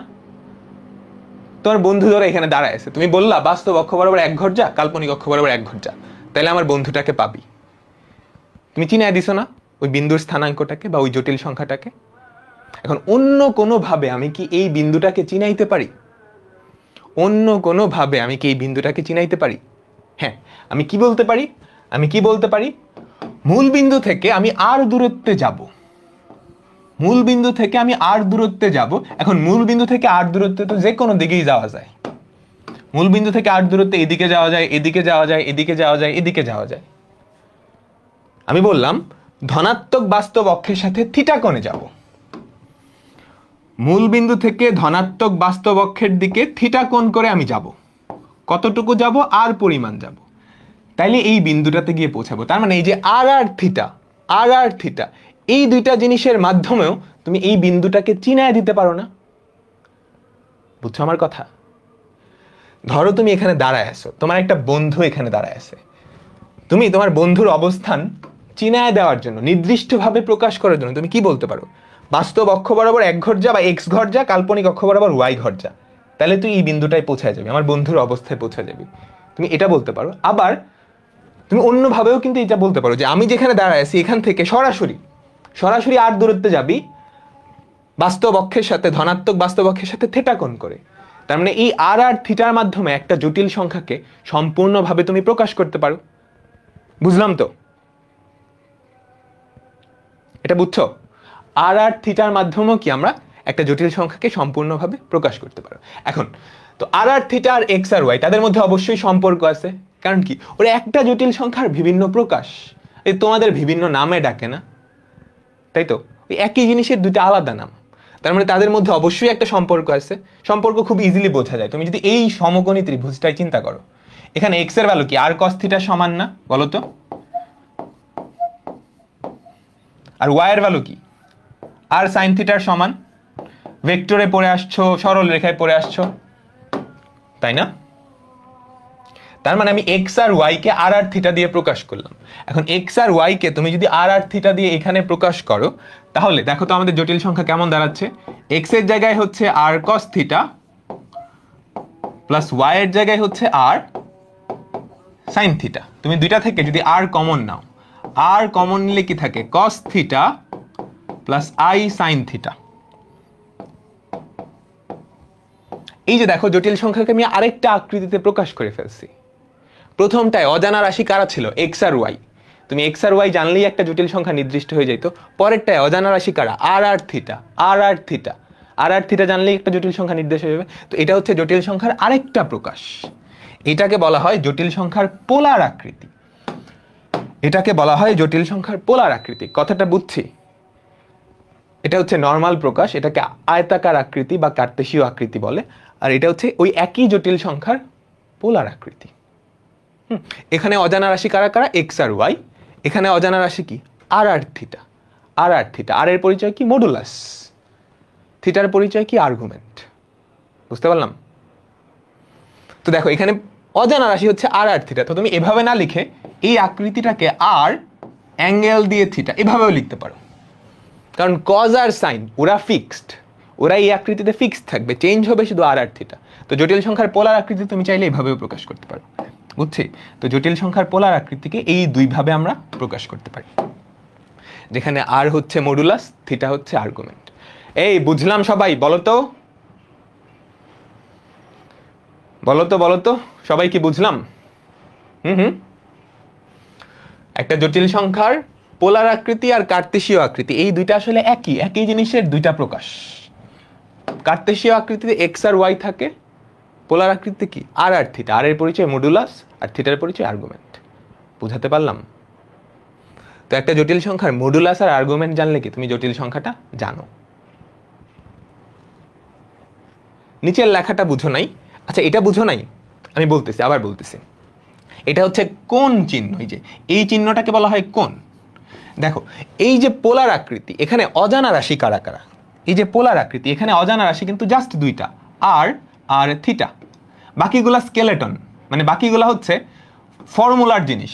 ওই বাকি জিনিস সবসময় সেম থাকবে। কস কস থাকবে, একটা জটিল সংখ্যার পোলার আকৃতিতে সবসময় কস থাকবে, থিটার ভ্যালুটা খালি চেঞ্জ হতে পারে। আই এখানে ফিক্সড থাকবে, সাইনও ফিক্সড থাকবে, জাস্ট থিটার ভ্যালুটা চেঞ্জ হতে পারে। তো এখানে অজানা রাশি কারা কারা আছে, জাস্ট আর আর থিটা না? আর আর থিটা জানলেই তো তুমি আকৃতিটা জানো।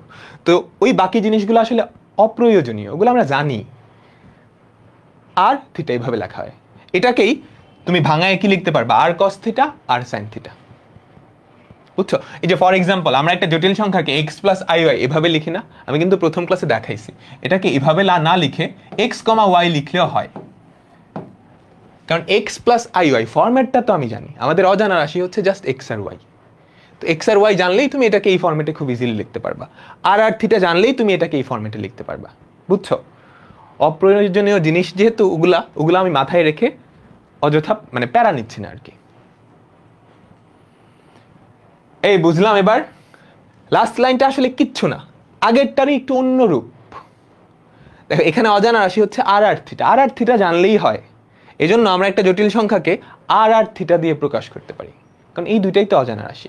এটাকে আমরা চাইলে ওভাবেও প্রকাশ করতে পারি। বুঝতে পারলাম? ফর এক্সাম্পল আমি যদি একটা জটিল সংখ্যা এভাবে লিখি, z ইকুয়ালস টু 2 π/3, এটা মানে হচ্ছে এই জটিল সংখ্যাটার মডুলাস 2, আর্গুমেন্ট π/3। তুমি চাইলে এভাবেও লিখতে পারো, শর্ট ফর্ম, সহজ ফর্ম। আমরা তো অলস, অত ডিটেলসে লিখতে চাই না। তুমি যদি এখন এটাকে বিস্তারিত লেখো, এটা অ্যাকচুয়ালি কি, মডুলাস জানো, তার মানে মডুলাস হচ্ছে আর, থিটার ভ্যালু জানো, r into cos π/3 plus i sine π/3। এটাকে জাস্ট ভাঙায় লিখলাম। বুঝছো? দেখো চেঞ্জ করা হয়েছে যদি শুধু আর আর থিটার ভ্যালুটা চেঞ্জ হয়েছে, বাকি ফরম্যাট কিন্তু সেম। এবার বুঝলাম তো? এই কোণটা দিয়ে বোঝানো হয়েছে এটা হচ্ছে আর্গুমেন্ট, এটা একটা কোণ। এটাও জটিল সংখ্যা প্রকাশের একটা উপায়। আর হচ্ছে মডুলাস, এই কোণটা দিয়ে বোঝায়, এটা হচ্ছে আর্গুমেন্ট। ওকে, আশা করি বোঝা গেছে। এটা নিয়ে অত প্যারা খাও না, আস্তে আস্তে বুঝে যাব, আস্তে আস্তে বুঝে যাব। ওকে, তো পোলার আকৃতি। এখন আমরা কিছু প্রশ্ন সলভ করব। দেখো এটা হচ্ছে কি আমাদের কার্তেশীয় আকৃতি ছিল, এরপরেই কি আমাদের পোলার আকৃতিটা দেওয়া আছে, তাই না? মনে রাখবা একটা জটিল সংখ্যার আকৃতি যখন আমি বলতেছি, এটা তো আমাদের পোলার আকৃতি, তাই না? এখানে অজানা রাশি কারা কারা, এখানে অজানা রাশি কারা কারা? অজানা রাশি হচ্ছে শুধু আর আর থিটা, বাকি স্ট্রাকচার কিন্তু সেম। সবগুলা পোলার আকৃতিতে বাকি স্ট্রাকচার সেম থাকবে। বাকি স্ট্রাকচার বলতে কি, এখানে কস থাকবে, মাঝখানে একটা প্লাস চিহ্ন থাকবে, আই থাকবে, সাইন থাকবে। শুধু চেঞ্জ কারা কারা হবে, আর আর থিটা। তুমি আর আর থিটার এক এক রকম ভ্যালুর জন্য এক একটা জটিল সংখ্যা পাবা। এই কনসেপ্টটা মাথায় নাও। এখন বলো এটা কি হবে, এটার আনসার দাও।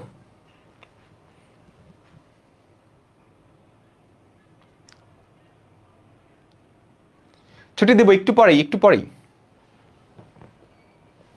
এই জটিল সংখ্যাটার মডুলাসের আর্গুমেন্ট, তুমি জাস্ট ফর্মুলার সাথে কম্পেয়ার করো, বুঝছো? সবকিছু কম্পেয়ার করতে হবে কিন্তু। দেখো r into cos theta plus i sine theta, তো তুমি যদি কম্পেয়ার করো আমাদের মডুলাস কত, আর থিটা কত, পাই/4। তো এখান থেকে আমাদের মডুলাস হচ্ছে 2, আর্গুমেন্ট কত, পাই/4। এটা করো দেখি, এটা দেখি কয়জন পারো। যারা পারো তারা আসলেই খুব ভালো করে আমার মানে কথাগুলো বুঝছো। বলো দেখি এটা কি হবে, দেখি এটা কয়জন পারো, সময় দিচ্ছি। এটা যারা পারবা তারা আসলেই খুব ভালো করে বুঝছো সবগুলা কনসেপ্ট।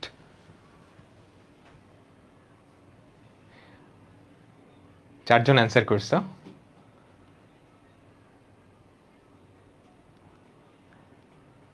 অনেক টাইপের অ্যান্সার আসতেছে। কয়েকজন এটা ঠিক আছে, কয়েকজন এটা ভুল হয়েছে। দেখো আমাদের অ্যাকচুয়াল ফরম্যাট কি, আর ইন্টু, দেখো অনেকেই যেটা করছো, আমাদের মডুলাস হচ্ছে আর, আর্গুমেন্ট কত, এই যে cos theta I sine theta আছে, তাই না? দেখেই তো বোঝা যাচ্ছে আমাদের মডুলাস কত, 2। কজের মধ্যে যেটা আছে এটাই তো থিটা, সাইনের মধ্যে যেটা আছে ওটাও থিটা, তো থিটা কত, পাই/4, তাই না? হ্যাঁ, এরকম অনেকগুলো অ্যান্সার দেখতে পাচ্ছি, বাট এটা আসলে ভুল। কেন ভুল বলো তো? আমাদের ফরম্যাটের সাথে কি মিলছে? আমি তোমাকে বলছি যে কোনো ফর্মুলা, গণিতের যে কোনো ফর্মুলা তুমি যখন অ্যাপ্লাই করবে অবশ্যই ফরম্যাটের সাথে মিলতে হবে, ফর্মুলার ফরম্যাটের সাথে মিলতে হবে। আমাদের ফর্মুলাটা দেখতে ছিল এরকম, আর ইন্টু কস থিটা, আমাদের ফর্মুলাটা দেখতে ছিল এরকম, r into cos theta plus i sine theta. আমি তোমাকে বলছি শুধু আর আর থিটা এই দুইজন চেঞ্জ হতে পারবে, বাকি কোনো কিছু চেঞ্জ হওয়া যাবে না। তার মানে কস, মাঝখানের প্লাস, আই সাইন সবগুলা সেম থাকতে হবে। সবগুলা কি সেম আছে? মাঝখানে একটা মাইনাস সাইন চলে আসছে না, বুঝছো? মাঝখানে আমাদের কিন্তু একটা মাইনাস সাইন চলে আসছে, তাই না? বলো তো, আমাদের একটা মাঝখানে মাইনাস সাইন চলে আসছে না? মাইনাস সাইনটা কেমনে সরানো যায়? একটা ওয়ে হচ্ছে আমি সাইনটাকে, সাইনের মধ্যে মাইনাসটা নিয়ে যাব। এই মাইনাসটাকে কিন্তু সাইনের মধ্যে নেওয়া যায়। তো আমি যদি নেওয়ার চেষ্টা করি 2 ইন্টু, এটা লিখলাম না, আচ্ছা এটা লিখি, cos π/4, তারপর এই যে আমি প্লাস লিখে মাইনাসটা কি সাইনের মধ্যে নিয়ে গেছি, কারণ থিটার ভ্যালু তো চেঞ্জ হতে পারবে। এখন এটা কি হইল? এটাও কিন্তু ফর্মুলার সাথে মিলে নাই। প্লাসটা মিলছে কারণ আমাদের কিন্তু এই যে cos থিটা সাইন থিটা দুইজনের মধ্যেই কি একই থিটা থাকতে হবে না? এখানে -π/4 আসলো, এখানে π/4 আসলো, হইল না? তো বাকি সব কিছু মিলছে, একটা মাইনাস হয়ে গেছে, একটা প্লাস হয়ে গেছে। আমাদের হয় দুইটাই মাইনাস হবে না দুইটাই প্লাস হবে। এটাকে কি মাইনাস করা যায়? কজের মধ্যে প্লাস আর মাইনাস কিন্তু সেম, তাই না? ছোট ক্লাসে পড়ে আসছো, কজের মধ্যে আমাদের প্লাস আর মাইনাস কিন্তু সেম। এইবার দেখো আমাদের ফর্মুলার স্ট্রাকচারে গেছে, তাই না? সব কিছু মিলে গেছে, শুধু আর আর থিটার ভ্যালু চেঞ্জ হতে পারবে। তো এখান থেকে আমরা বলতে পারি আমাদের মডুলাস হচ্ছে 2, আর্গুমেন্ট হচ্ছে কত, -π/4। বোঝা গেল? আমাদের মডুলাস হচ্ছে 2। যারা পারো নাই, অনেকেই কিন্তু পারো নাই, আমি দেখলাম অনেকেই পারছো, যেটা বেশ ভালো একটা ব্যাপার। যারা পারো নাই তারা এখন বুঝছো কি ভুল করছো। হ্যাঁ, কজের মধ্যে মাইনাস দিলেই হয়। তোমারটা সবার আগে হয়েছিল, ভালো। হ্যাঁ, সুন্দর সুন্দর সুন্দর। এবার এটা করো দেখি কজন পারো। এটা করো, এইটা করো। আর 4টা অঙ্ক আছে, শেষ। বলো বলো বলো। 2 theta, 2 theta, 2 theta, 90 minus theta, 2 theta. যারা 2 থিটা লিখতেছো তোমরা কি কানা?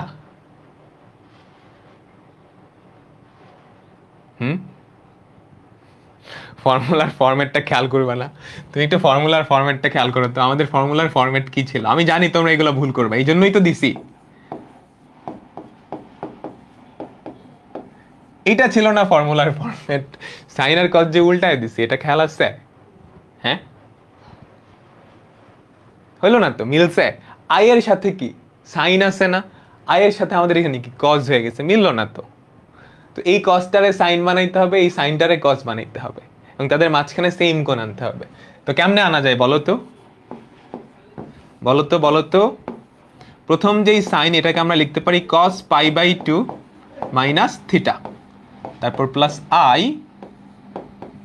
Sign π/2 minus theta. এবার চোখ খুলছে? হ্যাঁ, এরকম ভুল কিন্তু করা যাবে না, এরকম ভুল কিন্তু করা যাবে না।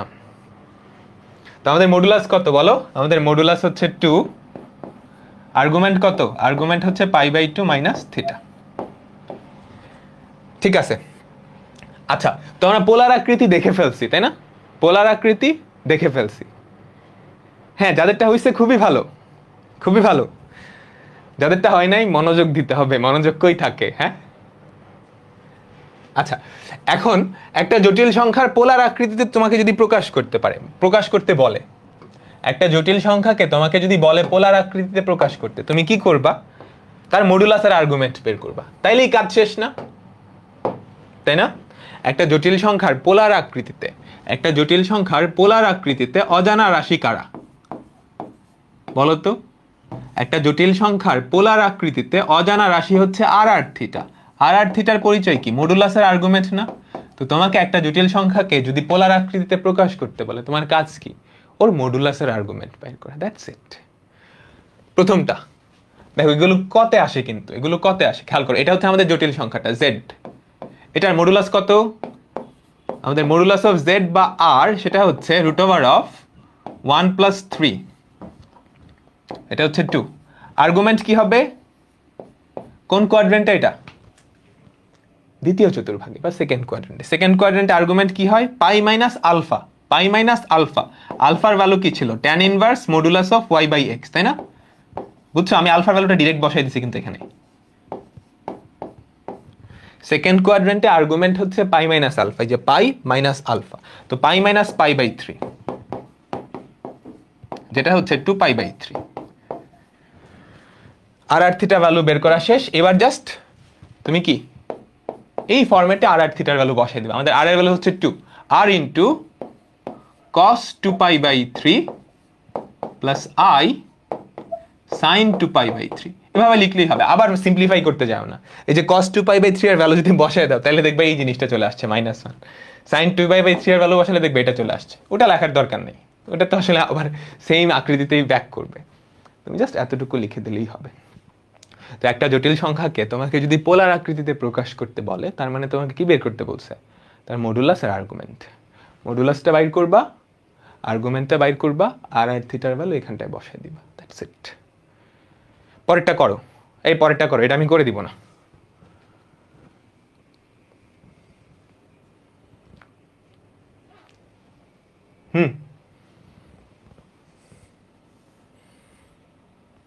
আর দুইটা অঙ্ক আছে, সহজ সহজ দুইটা অঙ্ক।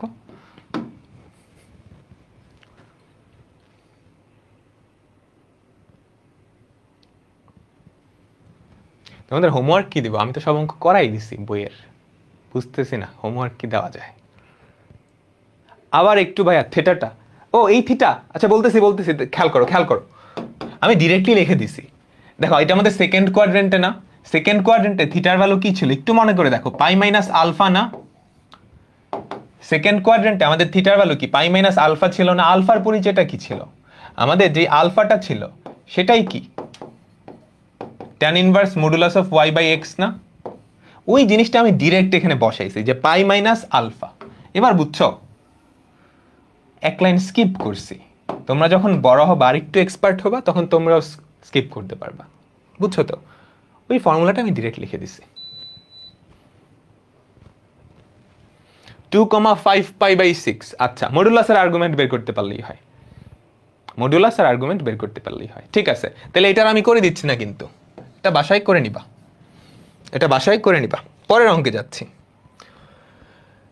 দেখো নিচের জটিল একই রকম পোলার আকৃতি প্রকাশ করতে বলছে, তুমি কি করবা? এই বেচারার মডুলাস আর আর্গুমেন্ট বের করবা। এটা হচ্ছে আমাদের জটিল সংখ্যাটা বা জেড, এটা ইকুয়ালস টু -4 -3 সাই। এর মডুলাস কি হবে? √4 স্কোয়ার প্লাস 3 স্কোয়ার। মাইনাসটা দিলাম না কারণ বর্গই তো করতেছো, বর্গ করলে মাইনাস কি মাইনাস থাকবে, তাই না? আচ্ছা, মডুলাস বের হয়ে গেছে। আর্গুমেন্ট এটা কোন কোয়াড্রেন্টে? থার্ড কোয়াড্রেন্টে, তাই না? থার্ড কোয়াড্রেন্টে আমাদের আর্গুমেন্ট যেন কি হয়? -π প্লাস আলফা, -π প্লাস আলফা। আলফাটা কি ছিল? tan inverse modulus of y/x। y এর ভ্যালু হচ্ছে এখানে -3, x এর ভ্যালু হচ্ছে -4। বুঝছো? -π প্লাস আলফা। আমি আলফাটা ডিরেক্ট লিখছি, তোমরা পরীক্ষায় ডিরেক্টলি লিখো। আর বেশি অসুবিধা হলে আলফা লিখে তারপর আবার সিম্পলিফাই করবে, অসুবিধা নেই, একভাবে লিখলেই হয়। -π প্লাস আলফা। তো যেটা থাকে সেটা হচ্ছে -π প্লাস tan ইনভার্স 3/4। বুঝছো? এখন তো মডুলাস উঠে যাবে কারণ ধনাত্মক হয়ে গেছে না। তো মডুলাস আর আর্গুমেন্ট তুমি বের করে ফেলছো, তোমাকে থিটাটাকে আর সিম্পলিফাই করার দরকার নেই, এতটুকু রাখলেই হবে। tan ইনভার্স 3/4 এটার ভ্যালু তো সুন্দর ভ্যালু আসবে না, তাই না? তুমি বসায় দেখতে পারো, রেডিয়ানে বিদঘুটে একটা ভ্যালু আসবে, এতটুকু রাখলেই হবে, এতটুকু রাখলেই হবে। বা তুমি চাইলে ভাঙ্গায়ও দিতে পারো। বুঝছো? তো আমাদের এইটার এই যে জটিল সংখ্যা তার পোলার আকৃতি হবে r into cos theta plus i sine theta, তাই না? r into cos theta plus i sine theta. তো আর এর জায়গায় কত বসাবা? আর এর জায়গায় 5 বসাই দিবা। থিটার জায়গায় এই কোণটা তোমাকে বসাইতে হবে কজের মধ্যে। তুমি চাইলে বসাইতে পারো অথবা তুমি এভাবে লিখবা cos theta plus i sine theta, যেখানে theta equals to -π plus tan inverse 3/4। এভাবে লিখলেও হবে, বা এই ভ্যালুটা তুমি থিটার জায়গায় বসাই দিবা, তাইলেও হবে, তোমার যেভাবে সুবিধা হয় আর কি। বুঝছো তো? -143.13 ডিগ্রি, হ্যাঁ সেটাও লিখতে পারো, তোমার যেভাবে সুবিধা হয় আর কি। বাট ডিগ্রিতে রাখো না, এটা হচ্ছে কথা। ডিগ্রিতে রাখো না, তোমরা বড় হয়ে গেছো না। ডিগ্রি হচ্ছে বাচ্চাদের ইউনিট। যখন বড় হয়ে যাবা তখন তুমি কি রেডিয়ানে হিসাব করবা সবকিছু। এটা হচ্ছে কনভেনশন। ডিগ্রিতে রাখলে যে তোমার নাম্বার কাইটা দিবে এরকম না, টিচার চাইলে কাইটা দিতে পারে, বাট চেষ্টা করবা ডিগ্রিতে যাতে না থাকে। ভুল না কিন্তু, ডিগ্রিতে লিখলেও ঠিক আছে, বাট আমরা যেহেতু একটু বড় হয়ে গেছি আমরা এখন রেডিয়ান ব্যবহার করি। ঠিক আছে, আজকের লাস্ট অঙ্ক দেখো, এটা কিন্তু বুয়েটে আসছে, 10 নাম্বারের জন্য আসছে। কি বলছে? এই জটিল সংখ্যাকে এই আকারে প্রকাশ করো, পোলার আকৃতিতে প্রকাশ করতে বলছে। মানে কি? তোমাকে মডুলাসের আর্গুমেন্ট বের করতে দিছে না? এটা করতে তোমার কতক্ষণ লাগবে? 2 মিনিট, সর্বোচ্চ 1 মিনিটেই কিন্তু করা যায়। আর ক্যালকুলেটরে জাস্ট 1 লাইনে করে ফেলা যায়, জাস্ট 3টা ক্লিক করবা, এটার অ্যান্সার চলে আসবে।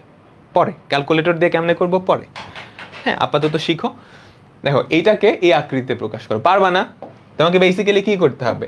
এই জটিল সংখ্যাকে ফার্স্টে সিম্পলিফাই করে আদর্শ আকৃতিতে আনতে হবে, যেটা তোমরা সবাই পারো এখন, তাই না?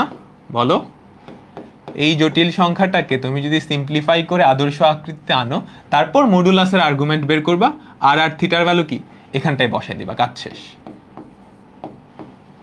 তো দেখো তো কি হয়, 1 - 3i ইন্টু 1 + 3i। ইলেকট্রিসিটি অনেক ডিস্টার্ব করতেছে।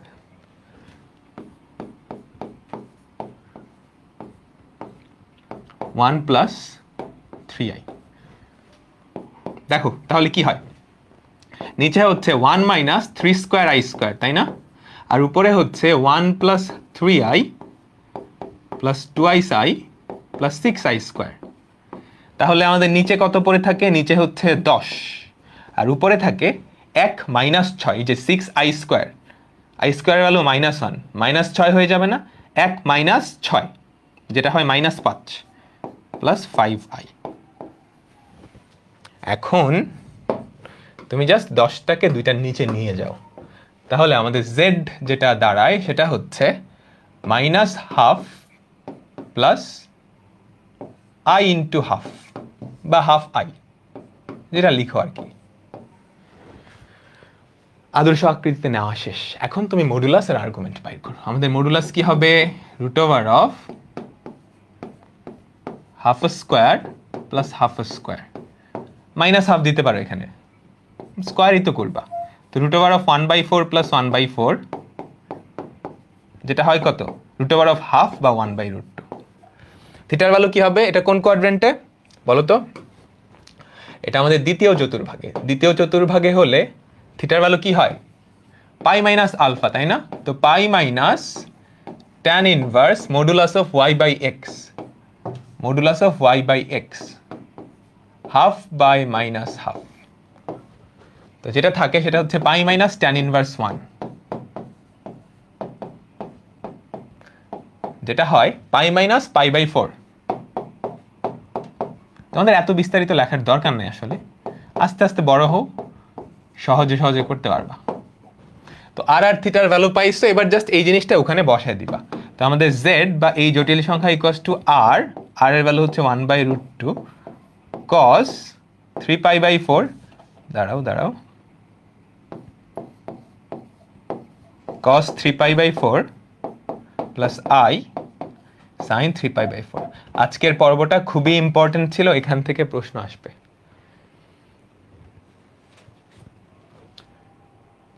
আমার বুয়েটের র্যাঙ্ক কত ছিল এগুলো জেনে তোমরা কি করবা? আমার বুয়েটের র্যাঙ্ক ছিল 15। আজকে HW দিব, হ্যাঁ দিব, বাট আমি সবগুলো অঙ্কই আসলে করাই দিছি। তোমরা যেই বইটাই ফলো করো না কেন, ওই বইয়ের দেখবা মডুলাস আর আর্গুমেন্ট নির্ণয় সংক্রান্ত অনেকগুলো অঙ্ক আছে, ওই অঙ্কগুলো করে ফেলবা, তাইলেই হবে। বুঝছো? তোমাদের বইয়ে জটিল সংখ্যার দেখবা মডুলাস আর আর্গুমেন্ট নির্ণয় সংক্রান্ত একটা টাইপ আছে, মডুলাসের আর্গুমেন্ট নির্ণয় করে দিয়ে অনেকগুলো অঙ্ক দেওয়া আছে, ওইটা করে ফেলবা। আর আমি হোমওয়ার্ক দেওয়ার চেষ্টা করবো, আমার কাছে পুরান এডিশনের বইটা আছে, দেখি আজকে বা কালকে দিয়ে দিব। কয়টা ক্লাস লাগবে? 10টা, টোটাল 10টা ক্লাস লাগবে। তো এর মাধ্যমে আমাদের আজকের ক্লাসটা শেষ হলো। আল্লাহ হাফেজ, আল্লাহ হাফেজ। ঠিক আছে, সবাই কি বুঝছো তো সবকিছু আজকের ক্লাসের? একটু মনোযোগ দিতে হবে। এরপরেও যদি কেউ বুঝো নাই, মানে কেউ যদি না বুঝে থাকো, মনোযোগ দিতে হবে। কিন্তু আমি কিন্তু একদম বেসিক থেকেই পড়াইছি, অ্যান্ড এমন কোনো স্টুডেন্ট থাকার কথা না যে এইগুলা বুঝবে না।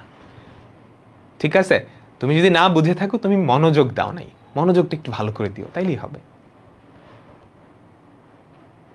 ঠিক আছে, একটু মনোযোগ দিতে হবে আর রেগুলার ক্লাস করতে হবে। এখন আচ্ছা, আমি তোমাদের জাস্ট 2টা সাজেশন দিই। সেটা হচ্ছে, আমার ক্লাস যখন করবা, প্রত্যেকটা ক্লাসের আধা ঘন্টা আগে তুমি খাতা কলম নিয়ে রেডি হয়ে যাবা। আগের 2টা ক্লাসে আমি কি পড়াইছি ওই 2টা একটু দেখবা, রিভিশন দিবা। এরপর আমার ক্লাস শেষে আরও 30 মিনিট একটু টাইম দিবা। এটা হচ্ছে আজকের ক্লাসে যা যা পড়াইছি ওইটা একটু মাথায় নেওয়ার চেষ্টা করবা। তাইলে দেখবা তোমাকে ম্যাথামেটিক্সে কেউ আটকাইতে পারবে না, কেউ আটকাইতে পারবে না। বুঝছো? জাস্ট 2টা কাজ করবা। আমার ক্লাসের 30 মিনিট আগে তুমি খাতা কলম নিয়ে আমি গত ক্লাসে যা যা পড়াইছি, তোমার ক্লাস নোট হতে পারে বা আমার লেকচার শিট, ওটাও দেখতে পারো। ওটা দেখবা, তাহলে যা হবে, তুমি ক্লাসে আমি যা যা পড়াচ্ছি ওটা খুব ভালো করে বুঝতে পারবা। বুঝছো? আগের ক্লাসের সাথে তো রিলেটেড থাকে, যেহেতু একাডেমিক ক্লাস। তুমি যদি আগের ক্লাস ভুলে যাও, তাহলে পরের ক্লাসে বুঝতে একটু অসুবিধা হতেই পারে। আর মাত্র তো সবগুলা কনসেপ্ট মাথায় গেছে, নিজেরা করছো। এখন আবার একটা রিভিউ দিয়ে ফেললে, এই রিক্যাপ, তোমরা আমাকে রিক্যাপ দিতে বলো না, আমাকে রিক্যাপ না দিতে বলে তোমরা একটু রিক্যাপটা নিজেরা দাও। আজকের ক্লাসের রিক্যাপটা একটু নিজেরা নিয়ে নাও, দেখবা সব কিছু মাথায় ঢুকে গেছে, আর ম্যাথামেটিক্স নিয়ে কোনো ভয় থাকবে না। ঠিক আছে, তো বিদায় নিচ্ছি, আল্লাহ হাফেজ।